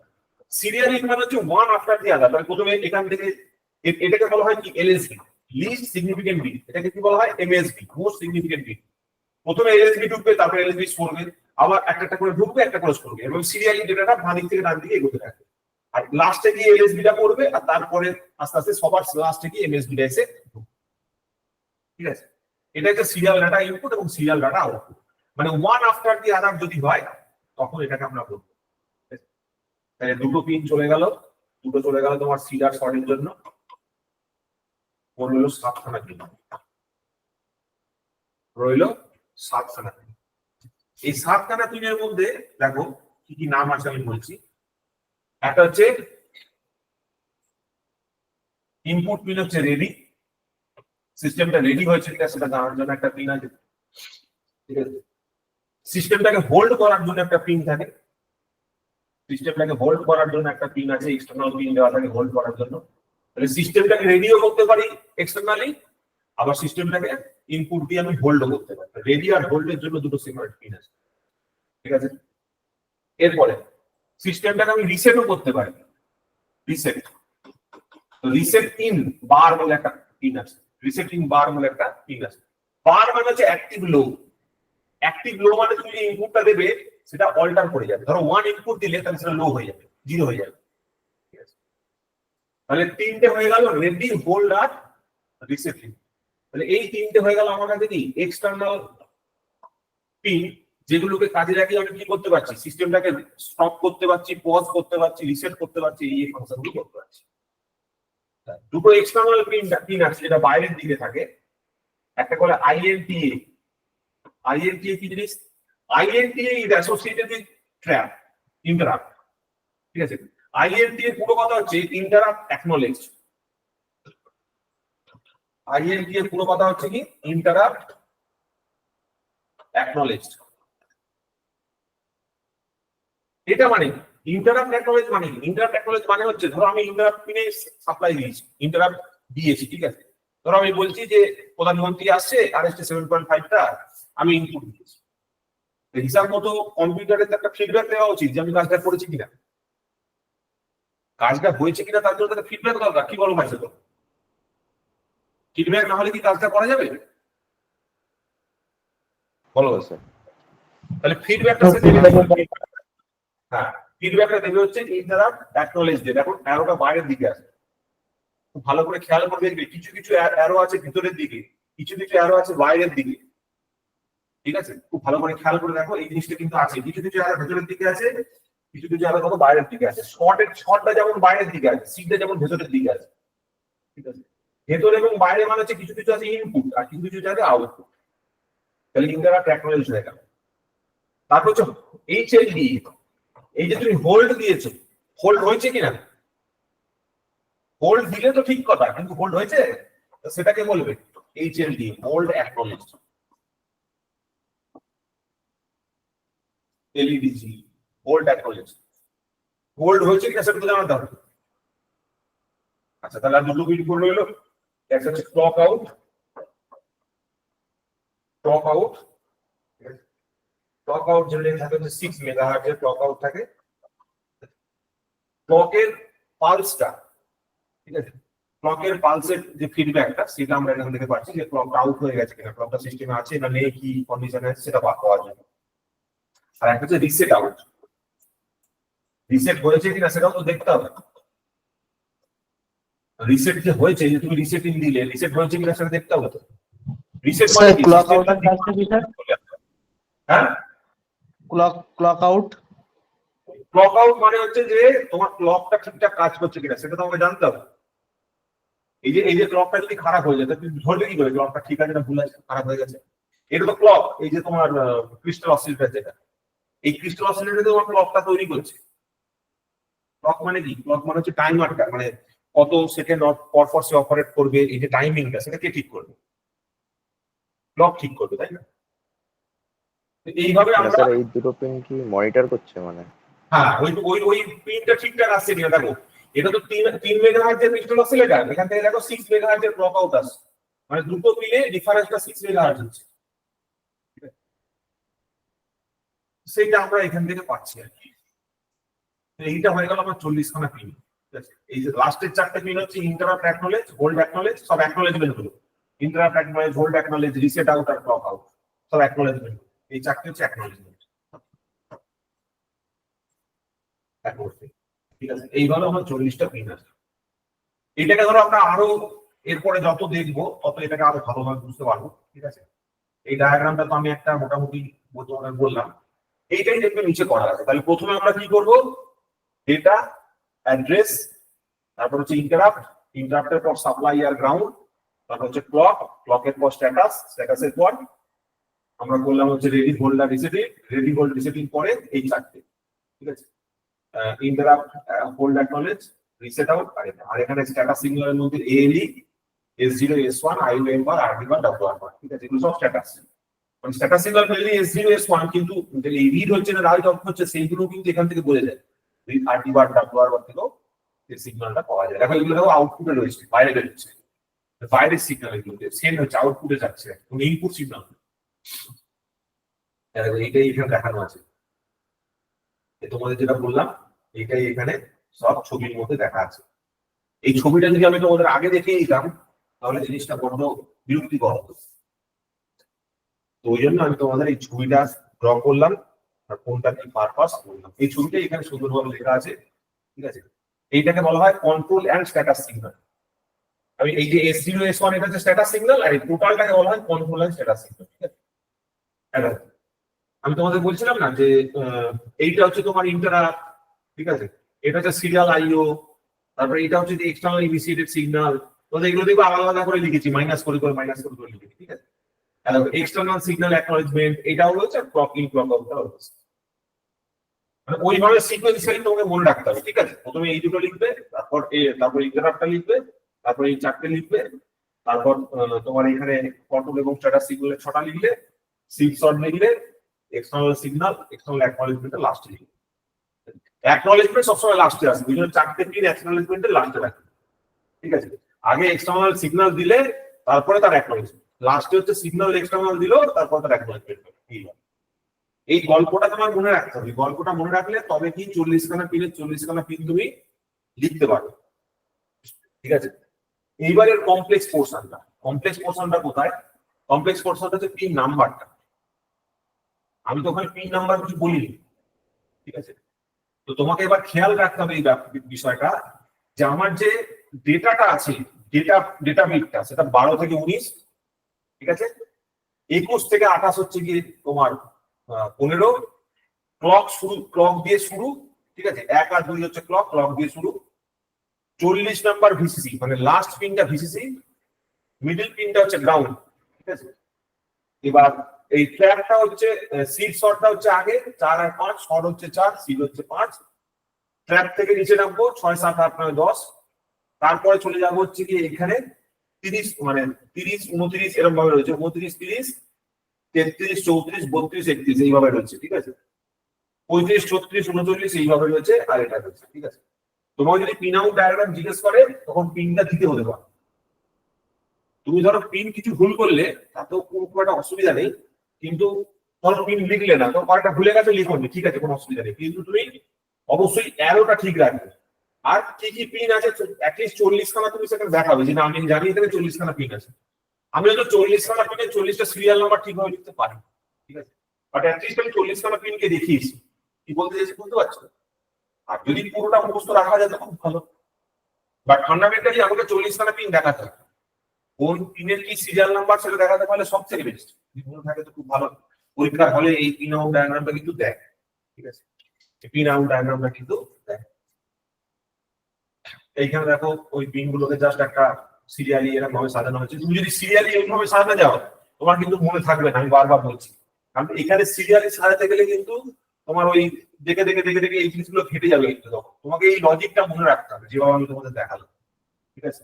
Data, address, trap, তারপরে কন্ট্রোল সিগন্যাল, তারপর সাপ্লাই গ্রাউন্ড, তারপর সিড শট, তারপর এক্সটার্নাল ইউনিভার্সিটি সিগন্যাল আর এক্সটার্নাল অ্যাকনোলেজমেন্ট, মানে এইভাবেই মনে রাখ যেভাবে আমি বললাম। আদারওয়াইজ কিন্তু তোমার এই 40 খানা পিনের নামই মনে থাকবে না, ঠিক আছে। দিস ইজ ভেরি প্রবলেমেটিক, কারণ এই এত ইনফরমেশন ওরকম ভাবে মনে রাখাটা খুব ডিফিকাল্ট, সবার পক্ষেই ডিফিকাল্ট, সবার পক্ষেই, ঠিক আছে। তো এই পর্যন্ত আমাদের হলো। এবার দেখো এইখানে এখানে ওই ইনফরমেশন গুলো লেখা আছে, ঠিক আছে, এইখানে দেখো ওই ইনফরমেশন গুলো কিছু লেখা আছে। যেমন ধরো 8085 এর it is a 8-bit general purpose microprocessor that can address 64 kilobyte of memory, ঠিক আছে। It has 40 pins, 40 খানা pin, and uses 5 volt power. It can run on maximum 3 megahertz frequency. The pin on the chip can be grouped into 6 group, 6টা গ্রুপে ভাগ করা যেতে পারে, ঠিক আছে। এই গ্রুপ গুলোই আমি তোমাদেরকে ওই একটা করে বলে বলে দিলাম। প্রথমে দেখো লেখা রয়েছে অ্যাড্রেস বাস, ঠিক আছে, তারপর ডাটা বাস, কন্ট্রোল এবং স্ট্যাটাস সিগন্যাল, দেখো এই সিকোয়েন্সই আমি তোমাদের বলেছি। Power supply and frequency, external initiated signals, তারপরে সিরিয়াল ইনপুট আউটপুট পোর্টস, ঠিক আছে। এইগুলো দেখো এই ডেসক্রিপশন গুলো আমি করতে করতে এসেছি। অ্যাড্রেসের পিন কোড গুলোকে বলে, এগুলোকে হায়ার অর্ডার অ্যাড্রেস বাস বলে। হায়ার অর্ডার অ্যাড্রেস বাস গুলি মি ডাইরেকশনাল, কারণ অ্যাড্রেস কেবলমাত্র বাইরের দিকেই যায়, তাই না, কারণ অ্যাড্রেসকে অ্যাক্সেস করতে গেলে সবসময় মেমোরির দিকেই থাকবে। এইখানে আমি ছবিটা এঁকেছি, এই ছবিতে দেখো একটা গুরুত্বপূর্ণ জিনিস আমি দিয়েছি কিনা জানি না, হ্যাঁ দেখাইনি, এই অ্যাড্রেসটা কি আছে বাইরের দিকে আরো আছে, ঠিক আছে, মনে রাখবে। কিন্তু ডেটাতে বোধ দুটো সাইডেই আরো আছে, কারণ কি ডেটা আমার বাইরে থেকে ভেতরেও আসতে পারে, ভেতর থেকে বাইরেও যেতে পারে, ঠিক আছে। বোথ দ্য অপশনস আর দেয়ার, আমরা ডেটাটা হচ্ছে আমার কাছে বোথ সাইড। দেখো এখানে ডেটাটা হচ্ছে মাল্টিপ্লেক্স অ্যাড্রেস আর ডেটা বাস, বোথ সাইড আরো আছে, যেটা ভেতরে ঘুরতে পারে বাইরেও যেতে পারে, বাট অ্যাড্রেস কেবলমাত্র বাইরের দিকে যাবে, মানে আমি কেবলমাত্র মেমোরিকে অ্যাড্রেস পাঠাবো, ডেটা আমি সিস্টেমের মধ্যে ঢোকাতে পারি, ঠিক আছে, সেই অপশনটা আমার কাছে আছে। Control and status signals, ALE, address latch enable, ঠিক আছে। If it goes high during the first state of a machine cycle, এবার এই মেশিন সাইকেল বোঝাতে গেলে তোমাকে আমার টাইমিং ডায়াগ্রাম ড্র করতে হবে, ঠিক আছে। এই মেশিন সাইকেল মানে হচ্ছে মেশিনটা অপারেট করছে কোন একটা পার্টিকুলার তোমার স্পিডে অপারেট করছে, সেই পার্টিকুলার স্পিডের জন্য একটা ক্লক সাইকেল লাগবে। ক্লক সাইকেল মানে হচ্ছে পার্টিকুলার একটা সিকোয়েন্স আছে, সেই সিকোয়েন্সই হচ্ছে, মানে ধরো এরকম একটা ক্লক পালস কন্টিনিউয়াসলি চলে যাচ্ছে, ঠিক আছে, এরকম ভাবে ক্লক পালস কন্টিনিউয়াসলি চলে যাচ্ছে, high low high low high low এরকম ভাবে চলে যাচ্ছে। সেই ক্লক পালসের রেসপেক্টেই এই সাইকেলটা তৈরি হয়, মেশিন সাইকেল বলে। আমাদের এটা আমরা পরে আরো ডিটেইলসে পড়বো, বাট এইটুকু আপাতত তর্কের খাতিরে পড়বো, ঠিক আছে। The lower 8 bits of the address if its value is 1, otherwise data bit is activated. ঠিক আছে, যদি অ্যাড্রেস ক্লাস এনেবল থাকে 1 থাকে তাহলে সেটা অ্যাড্রেস হিসেবে কাজ করবে, আদারওয়াইজ সেটা ডেটা বিট হিসেবে কাজ করবে। ALE is used to demultiplex address and data bus. ঠিক আছে, এইখানে দেখো ওটা ছবি দিয়ে দেখানো হয়েছে কিভাবে অ্যাড্রেস এবং ডেটাকে একসাথে ইউজ করা হচ্ছে, সেম লাইন থেকে কপি করে অ্যাড্রেস এবং ডেটাকে দেখানো হয়েছে। আচ্ছা, IOM bar, it is a status signal which determines whether the address of the input or output or memory. ঠিক আছে, কি ডিটারমাইন করছে? এমন একটা status signal which determines whether the address is for input, output or memory. তুমি যে অ্যাড্রেসটা send করছো সেটা কোনো ইনপুট আউটপুটের কাছে যাবে না মেমোরির কাছে যাবে, সেটা বোঝার জন্য আমার IOM bar সিগন্যালটা দরকার। when it is high, যদি ALE যদি IOM bar হাই হয়, IOM bar হাই হওয়া মানে আইওটা হাই হওয়া মানে ইনপুট আউটপুট অপারেশন হবে। ঠিক আছে, এটা হচ্ছে এম বার মানে হচ্ছে আইওটা যা হবে এমটা তার উল্টো হবে। ঠিক আছে, তারপর কি বলছে দেখো, the address on the address bus is the input 1. ঠিক আছে, when the input, when it is high, the address is on the address bus is for input output devices. Input output devices এর জন্য এটা তখন আমরা বলছি। when it is low, it is for the memory. ঠিক আছে, লো হলে মেমোরির জন্য। এবার দেখো এইখানে ওই অপারেশন গুলো দেওয়া আছে। 0 তে কি ছিল? হল্ট, তাই না? এই দেখো 0 তে আমি কি দেখিয়েছি? হল্ট। এই যে 0 S0 S1 0 হলে হল্ট। S0 যদি 0 হয়, S0 যদি 1 হয় আর S1 যদি 0 হয় তখন আমার কাছে রাইট ছিল। দেখো S0 যদি 0 হয় আর S1 যদি 1 হয় তখন আমার কাছে কি ছিল? রাইট ছিল, তাই তো?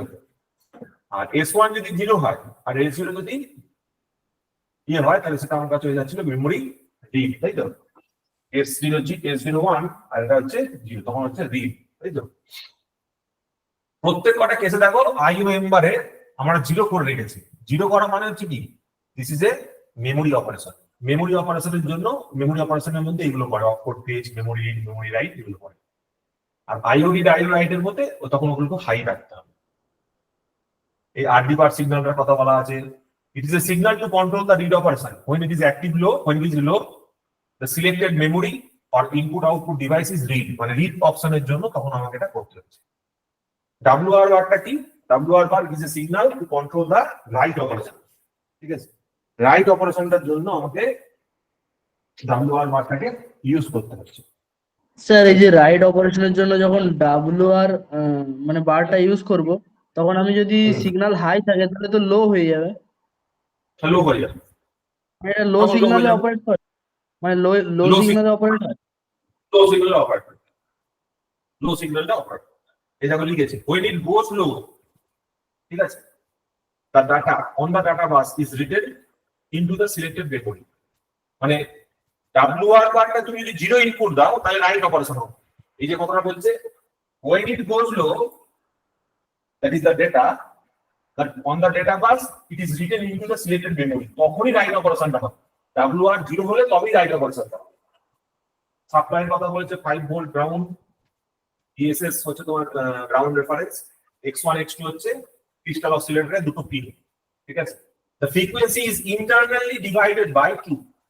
ইন্টারনালি ফ্রিকোয়েন্সিটাকে দুভাগে ভাগ করে দেওয়া হচ্ছে। It is operated under 3 MHz. The crystal oscillator should have frequency of 6 MHz. Crystal অসিলেটরের ফ্রিকোয়েন্সি কত হতে হবে? 6 MHz হতে হবে। আর সিস্টেমটা যেটা অপারেট করছে, আমার অসিলেটর যেটা অপারেট করছে, এই তোমার মাইক্রোপ্রসেসর যে ফ্রিকোয়েন্সিটা অপারেট করছে সেটা হচ্ছে 3 MHz। মাইক্রোপ্রসেসর 3 MHz এ কাজ করবে আর অসিলেটর দুটো 6 MHz A clock out the signal that can be used for the system clock or other devices. ঠিক আছে, অন্যান্য ডিভাইসের জন্য আমরা ক্লক এই সিগন্যালটাকে ক্লক আউট দিয়ে ইউজ করতে পারি। মানে ক্লকের রিপ্রেজেন্টেশনটা আমরা ক্লক আউট দিয়ে পাই, ক্লকের স্ট্যাটাসটা। ইন্টারাপ্টসের কথা বলা হয়েছে। ঠিক আছে, INTA বার, এখানে অ্যাকচুয়ালি বার দেওয়ার কোনো অপশন ছিল না, স্টার দেওয়া আছে, আমি এখানে বারগুলো দিয়ে দিচ্ছি। It is the interrupt acknowledgement sent by the microprocessor after the INTR is received. Interrupt received যখন চলে আসবে তারপর INT acknowledge আসবে। In addition to interrupts, there are externally initiated signals like reset, hold and ready. Resetting বার কোনটা? when the signal in the pin is low, ঠিক আছে, the program counter is set to 0. program counterটাকে তখন আমরা 0 তে set করি। program counter কি জিনিস? program counter হচ্ছে সে পরের কাজটা কি হবে সেটা হোল্ড করে রাখে। program counter হচ্ছে একটা 16 বিটের রেজিস্টার, একটা 16 বিট রেজিস্টার, যার কাজ হচ্ছে একটা প্রোগ্রাম যখন চলছে তার পরের স্টেপটা কি, নেক্সট স্টেপটা কি, সেই নেক্সট স্টেপের অ্যাড্রেসটা হোল্ড করে রাখে প্রোগ্রাম কাউন্টার। একটা প্রোগ্রামিং চলছে, সেই প্রোগ্রামিং চলাকালীন তার পরের স্টেপটা কি হবে তার যে অ্যাড্রেসটা সেটা প্রোগ্রাম কাউন্টারে স্টোর করা হবে। 16 বিটের প্রোগ্রাম কাউন্টারে সেই ডেটাটা সেই অ্যাড্রেসটা স্টোর করা হবে। এরপরে সেটা কোথায় যাবে, প্রোগ্রামটা এরপরে এক্সিকিউট করার জন্য কোন অ্যাড্রেসে যাবে, এটা হয়ে গেল ব্যাপার। So when the signal is on the low pin, the program counter is set to 0. মানে প্রোগ্রাম কাউন্টারকে 0 করে দেওয়া মানে কি, ও আবার তার ইনিশিয়াল কন্ডিশনে ফেরত চলে যাচ্ছে। The buses are treated tri-state. The buses are tri-stated, and the microprocessor is then reset. তখন আমরা সেটাকে মাইক্রোপ্রসেসরটাকে আমরা রিসেট করি। রিসেট আউটটা ট্রাই-স্টেটেড মানে কি? buses are tri-stated. Tri-stated মানে হচ্ছে আই থিংক ট্রাই-স্টেটেড করা মানে হচ্ছে তোমার ইয়ে করে দেওয়া, মানে ইনঅ্যাক্টিভ করা অ্যাকচুয়ালি। বাসের মধ্যে কোনো ডেটা থাকবে না, এটাই ওদের মানে মনে হয়। আমার ঠিক জানা নেই, তবু আমি দেখে বলছি। ট্রাই-স্টেটেড মানে হচ্ছে আই থিঙ্ক ওটাকে 0 করে দেওয়া, নালিফাই করে দেওয়া। কারণ আলটিমেটলি এটা রিসেট করছে তো, মাইক্রোপ্রসেসর সব 0 হয়ে যাচ্ছে। Okay sir. রিসেট আউট মানে হচ্ছে the signal indicates the microprocessor unit is being reset. Reset out থেকে বোঝা যাচ্ছে যে মাইক্রোপ্রসেসরটা রিসেট হয়ে গেছে। The signal can be used to reset other devices. এটা দিয়ে অন্য ডিভাইসকেও আমি রিসেট করতে পারি, ঠিক আছে। নেক্সট হচ্ছে hold. It indicates that another device is requesting to use the address and data bus. মানে হোল্ড করতে বলছে, ও চাইছে যে অন্য কোনো ডিভাইস ওই অ্যাড্রেস এবং ডেটা বাসটাকে ব্যবহার করে। Having received hold request, the microprocessor relinquishes the use of the buses as soon as the current message cycle is completed. মানে এই যে মেসেজ সাইকেলটা চলছিল, একটা সাইকেল যখন কমপ্লিট হয়ে যাচ্ছে তখন মাইক্রোপ্রসেসর বলছে তুমি এখন স্টপ করো, অন্য কোনো জিনিস সেটাকে ইউজ করতে চাইছো, অন্য কোনো প্রোগ্রাম সেই অ্যাড্রেস অথবা ডেটা বাসকে ইউজ করতে চাইছো, যেটা তুমি পরে করো। Internal processing may continue. Internal কাজ হতে পারে, চলে যেতে পারে। After removal of the hold signal, the processor release the bus. Bus মানে এখন এখানে অ্যাকচুয়ালি বোঝানো হচ্ছে 16 বিট অ্যাড্রেস বাস আর 8 বিট ডেটা বাস, ঠিক আছে। হোল্ড দিলে তুমি চাইছো যে 16 মানে কম্পিউটারের যে প্রোগ্রামিংটা চলছে সেটা হোল্ড মানে সেটা মাইক্রোপ্রসেসর ইন্টারনালি চালাতে পারে, কিন্তু এক্সটার্নালি চলবে না, সেটা অন্য কেউ ইউজ করবে, ওই অ্যাড্রেস বাস ওই ডেটা লাইন গুলোকে অন্য কেউ ব্যবহার। HLD মানে কি? HLD মানে হচ্ছে it is a signal which indicates that the hold request has been received. After the removal of the hold request, the HLD goes low. Hold acknowledge, hold এসছে সেটা আমরা জানতে পেরেছি, hold acknowledgement হয়েছে, ঠিক আছে। Ready. It senses whether a peripheral is ready to transfer data or not. ঠিক আছে, কোন একটা পেরিফেরাল ডিভাইস সেটা ট্রান্সফার কোনো ডেটা দেবে সেই কন্ডিশনে রেডি আছে কিনা। ধরো কোনো বাইরের ডিভাইস থেকে আমি ডেটা ইনপুট দিতে চাইছি, সেটা দেওয়ার জন্য রেডি আছে কিনা সেই সিগন্যালটা আমি পাবো। If ready is high, the peripheral device is ready. যদি রেডি পিনটা 1 থাকে তারপরে বাইরে থেকে আমি ডেটা নেওয়ার জন্য প্রস্তুত, বাইরের ডিভাইসের মধ্যে ডেটাটা অ্যাভেলেবেল আছে। If it is low, the microprocessor still waits till it goes high. ততক্ষণ পর্যন্ত ওয়েট করবে যতক্ষণ হাইতে না পৌঁছে। It is useful for interfacing low speed devices. Low speed device K interface করার জন্য কাজে আসছে। যেমন ধরো হার্ড ডিস্ক একটা লো স্পিড ডিভাইস এখন তার সাথে বা অন্য কোনো ধরো তুমি ওই যে ইয়েগুলো ইউজ করছো, আমাদের যে করোনা ওদের প্রটোকলগুলো কি ইউজ করে,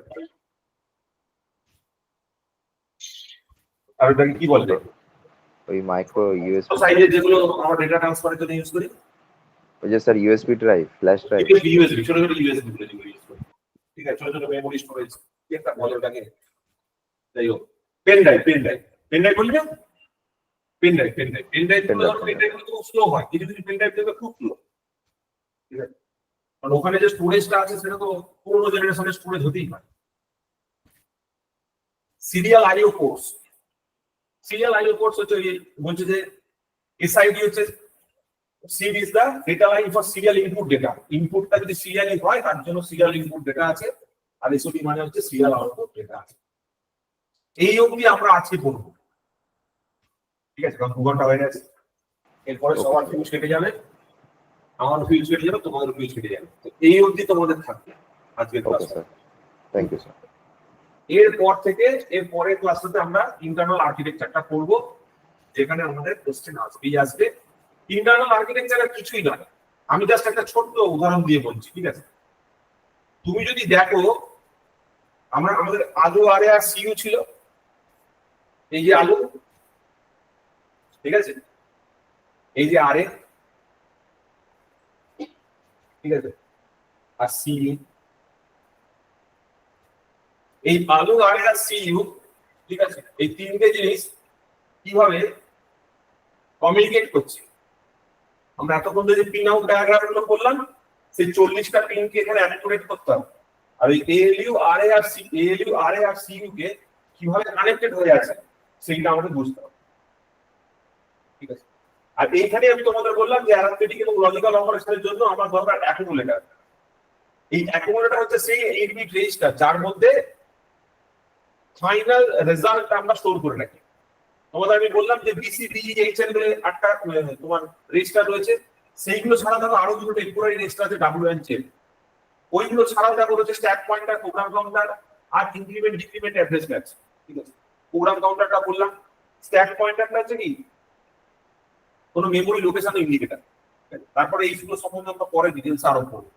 মানে আমরা ওই এই এএলইউ ইউনিটটাকে ভেঙে পড়বো, রেজিস্টার ইউনিটটাকে ভেঙে আরেকবার পড়বো, কন্ট্রোল ইউনিটের সিগন্যালগুলোকে ভেঙে আরেকবার পড়বো। ওই যে পিন আউট ডায়াগ্রামের যে কনসেপ্টটা, পিন আউট ডায়াগ্রামে যতগুলো পিন আছে, সেই পিন আউট ডায়াগ্রামের কোন পিনগুলো এএলইউ আরএ আর সিইউ এর মধ্যে কোথায় কোথায় গিয়ে লেগেছে, সেইটাই হচ্ছে ইন্টারনাল আর্কিটেকচার। আর তার মাঝখানে রয়েছে বাস, যে বাসের মধ্যে দিয়ে আমরা এই 8 বিট ডেটা ট্রান্সফার অপারেশনটা করব। এবার এখানে অনেকগুলো জিনিস আছে, ওই জন্য ছোট ছোট টুকরো করে পরের দিন আবার একবার রিভিশন করবো। প্রথম জিনিসটাও আমাকে করতে হবে, সেকেন্ড জিনিসটাও আমাকে একবার দেখতে হবে, ঠিক আছে? তাহলে পিন আউট ডায়াগ্রাম দিয়ে আশা করি পিন আউট ডায়াগ্রামটা করবে, আর পিন আউটের বিভিন্ন পিনের যে ফাংশন গুলো সেগুলো তোমরা দেখলে, এটা হচ্ছে ফার্স্ট পার্ট, এটা ভালো করে বুঝতে হবে। তারপরে আমরা এগুলোতে চলে আসবো। তারপরে এগুলো দেখো আমরা তো সব কিছু শেখো, তোমরা এই পিন গুলো সব চেনো, এগুলো সব চেনো, খালি এইগুলো আর এই 8 বিটের ইন্টারনাল ডেটা বাস ইনস্ট্রাকশন রেজিস্টার আর এখানে তিনটে জিনিস আলাদা আছে, ব্যাস আর কিছু নেই। মেইনলি ওই এএলইউ আরএ আর সিইউ এর এক্সটেন্ডেড ভার্সন, ঠিক আছে? কিভাবে এখানে অ্যাড্রেস বাসের কথা বলা আছে, ডেটা বাসের কথা বলা আছে, সেগুলো দেওয়ার আগে একটা করে বাফার দেওয়া হচ্ছে। বাফার কি জিনিস? বাফার হচ্ছে আইসোলেশন, যাতে এই দিকের সাইডের সঙ্গে ওই দিকের সাইডের কোনো ডিফারেন্স ইয়ে না হয়। ধরো কোনো অ্যাড্রেসে তোমার ডেটা বাসে কিছু একটা প্রবলেম হয়েছে, যে তার সঙ্গে কমিউনিকেশন করছে, তো সেটার জন্য তো ভিতরের চিপটা খারাপ হয়ে যেতে পারে, ওই জন্য মাঝখানে বাফার দেওয়া আছে, যাতে করে যা প্রবলেম আছে সেটা ওই এন্ডেই থাকবে, যেন চিপের এন্ডে না যায়, ঠিক আছে? এই জিনিসটা আমরা পরে দিন। আর এইটা পরীক্ষায় কোশ্চেন 100% গ্যারান্টি আসবে, আইদার পিন আউট ডায়াগ্রাম অথবা ফাংশনাল ব্লক ডায়াগ্রাম অথবা ইন্টারনাল আর্কিটেকচার। এটা হচ্ছে 100% গ্যারান্টি, পরীক্ষাতে এই ডায়াগ্রামটা আমাকে ড্র করতেই হবে। আর এই ডায়াগ্রামটা ড্র করতে গেলে আমাকে ওই পিন আউট ডায়াগ্রামের কনসেপ্টটা কোনটা পিনের কি কাজ, ঠিক আছে, সেগুলো আমাকে জানতেই হবে। তাহলে পরের দিনের ক্লাসে এইটা হবে। স্যার স্যার হ্যাঁ বলো। বলছি স্যার, স্ক্রিন শেয়ার করে পড়াবেন সামনের দিন? হ্যাঁ, মানে স্ক্রিন শেয়ার করে? স্ক্রিন শেয়ার করে পড়াবো, কি সুবিধা হবে তাতে? তাতে স্যার এই একটু সুবিধা হয় কি, এই নেটওয়ার্কের সমস্যাটা হয় কম। তোমার কথা আমি বুঝতে পেরেছি, কিন্তু স্ক্রিনটা শেয়ার করলে না এই ফ্রন্টাল অ্যাপ্রোচটা করা যায় না। তুমি তো আমাকে ডেস্কটপে লিখতে দেখলে, বোর্ডের মধ্যে লিখতে দেখলে তো, হ্যাঁ স্যার। বোর্ডের মধ্যে আমি লিখবো কি করে? আদারওয়াইজ আমার কাছে কোনো অপশন নেই, ঠিক আছে? এবার আমরা জেনারেলি যে ক্লাসগুলো তোমার এইভাবে তোমার পেড মোডে হয়, পেড মোডের ক্লাসগুলো আমরা এইভাবেই করি, ঠিক আছে? আর এই পেড স্যার মোডে খুব একটা অসুবিধা হয়নি স্যার, খুব একটা অসুবিধা হয়নি। অনেকের নেট স্লো থাকতে পারে, হ্যাঁ স্যার। কারণ এই যে রেকর্ডিংটা হচ্ছে, এই রেকর্ডিংটা আসতেও আমার প্রায় 3-4 ঘন্টা সময় লেগে যাবে। এই রেকর্ডিংটা আমার আসলে হয়তো এখন তো 12টা 1টা বাজছে, 4টের আগে রেকর্ডিংটা আসবে না আমার কাছে। 4টে নাগাদ সফটওয়্যার রেকর্ডিং তখন আসবে, তারপর তোমরা পাবে রেকর্ডিং, তার আগে পাবে না, ঠিক আছে? Okay sir. আর এইগুলো আমি তোমাদের বলে রাখছি, এইগুলো আমি পুরোপুরি পাবলিক আমি করবো না, কারণ সবাই এর গুরুত্ব হয়তো দেবে না, ঠিক আছে? যারা জেনুইনলি ক্লাস করবে তারা ক্লাসও পাবে, রেকর্ডিংও পাবে, তোমার ঠিক ব্যবস্থা পেয়ে যাবে। কিন্তু ওই 70 জন ছেলের মধ্যে ধরো 10 জন 5 জন জয়েন করলো, যতজন জয়েন করবে আমি তাদেরই নোট পাঠাবো। আমি এরকম সিস্টেমও করতে পারি, ঠিক আছে? কারণ যে আমার সময়ের গুরুত্ব দেবে, যে আমার সঙ্গে শেষ পর্যন্ত বজায় থাকবে, পুরো ক্লাসটা করবে, তারা সবকিছু পাবে, ঠিক আছে? আর যারা খালি ওই ইউটিউবে দেখে নেবো, পিডিএফটা নিয়ে নেবো, তাতেই আমার হয়ে যাবে, ঠিক আছে? আসলে এই সাবজেক্টটা সেটা নয়, কিন্তু তোমরা যত সামনের দিকে এগোবো তত বুঝতে পারবে, ঠিক আছে? এই পর্যন্ত বলেই শেষ করলাম।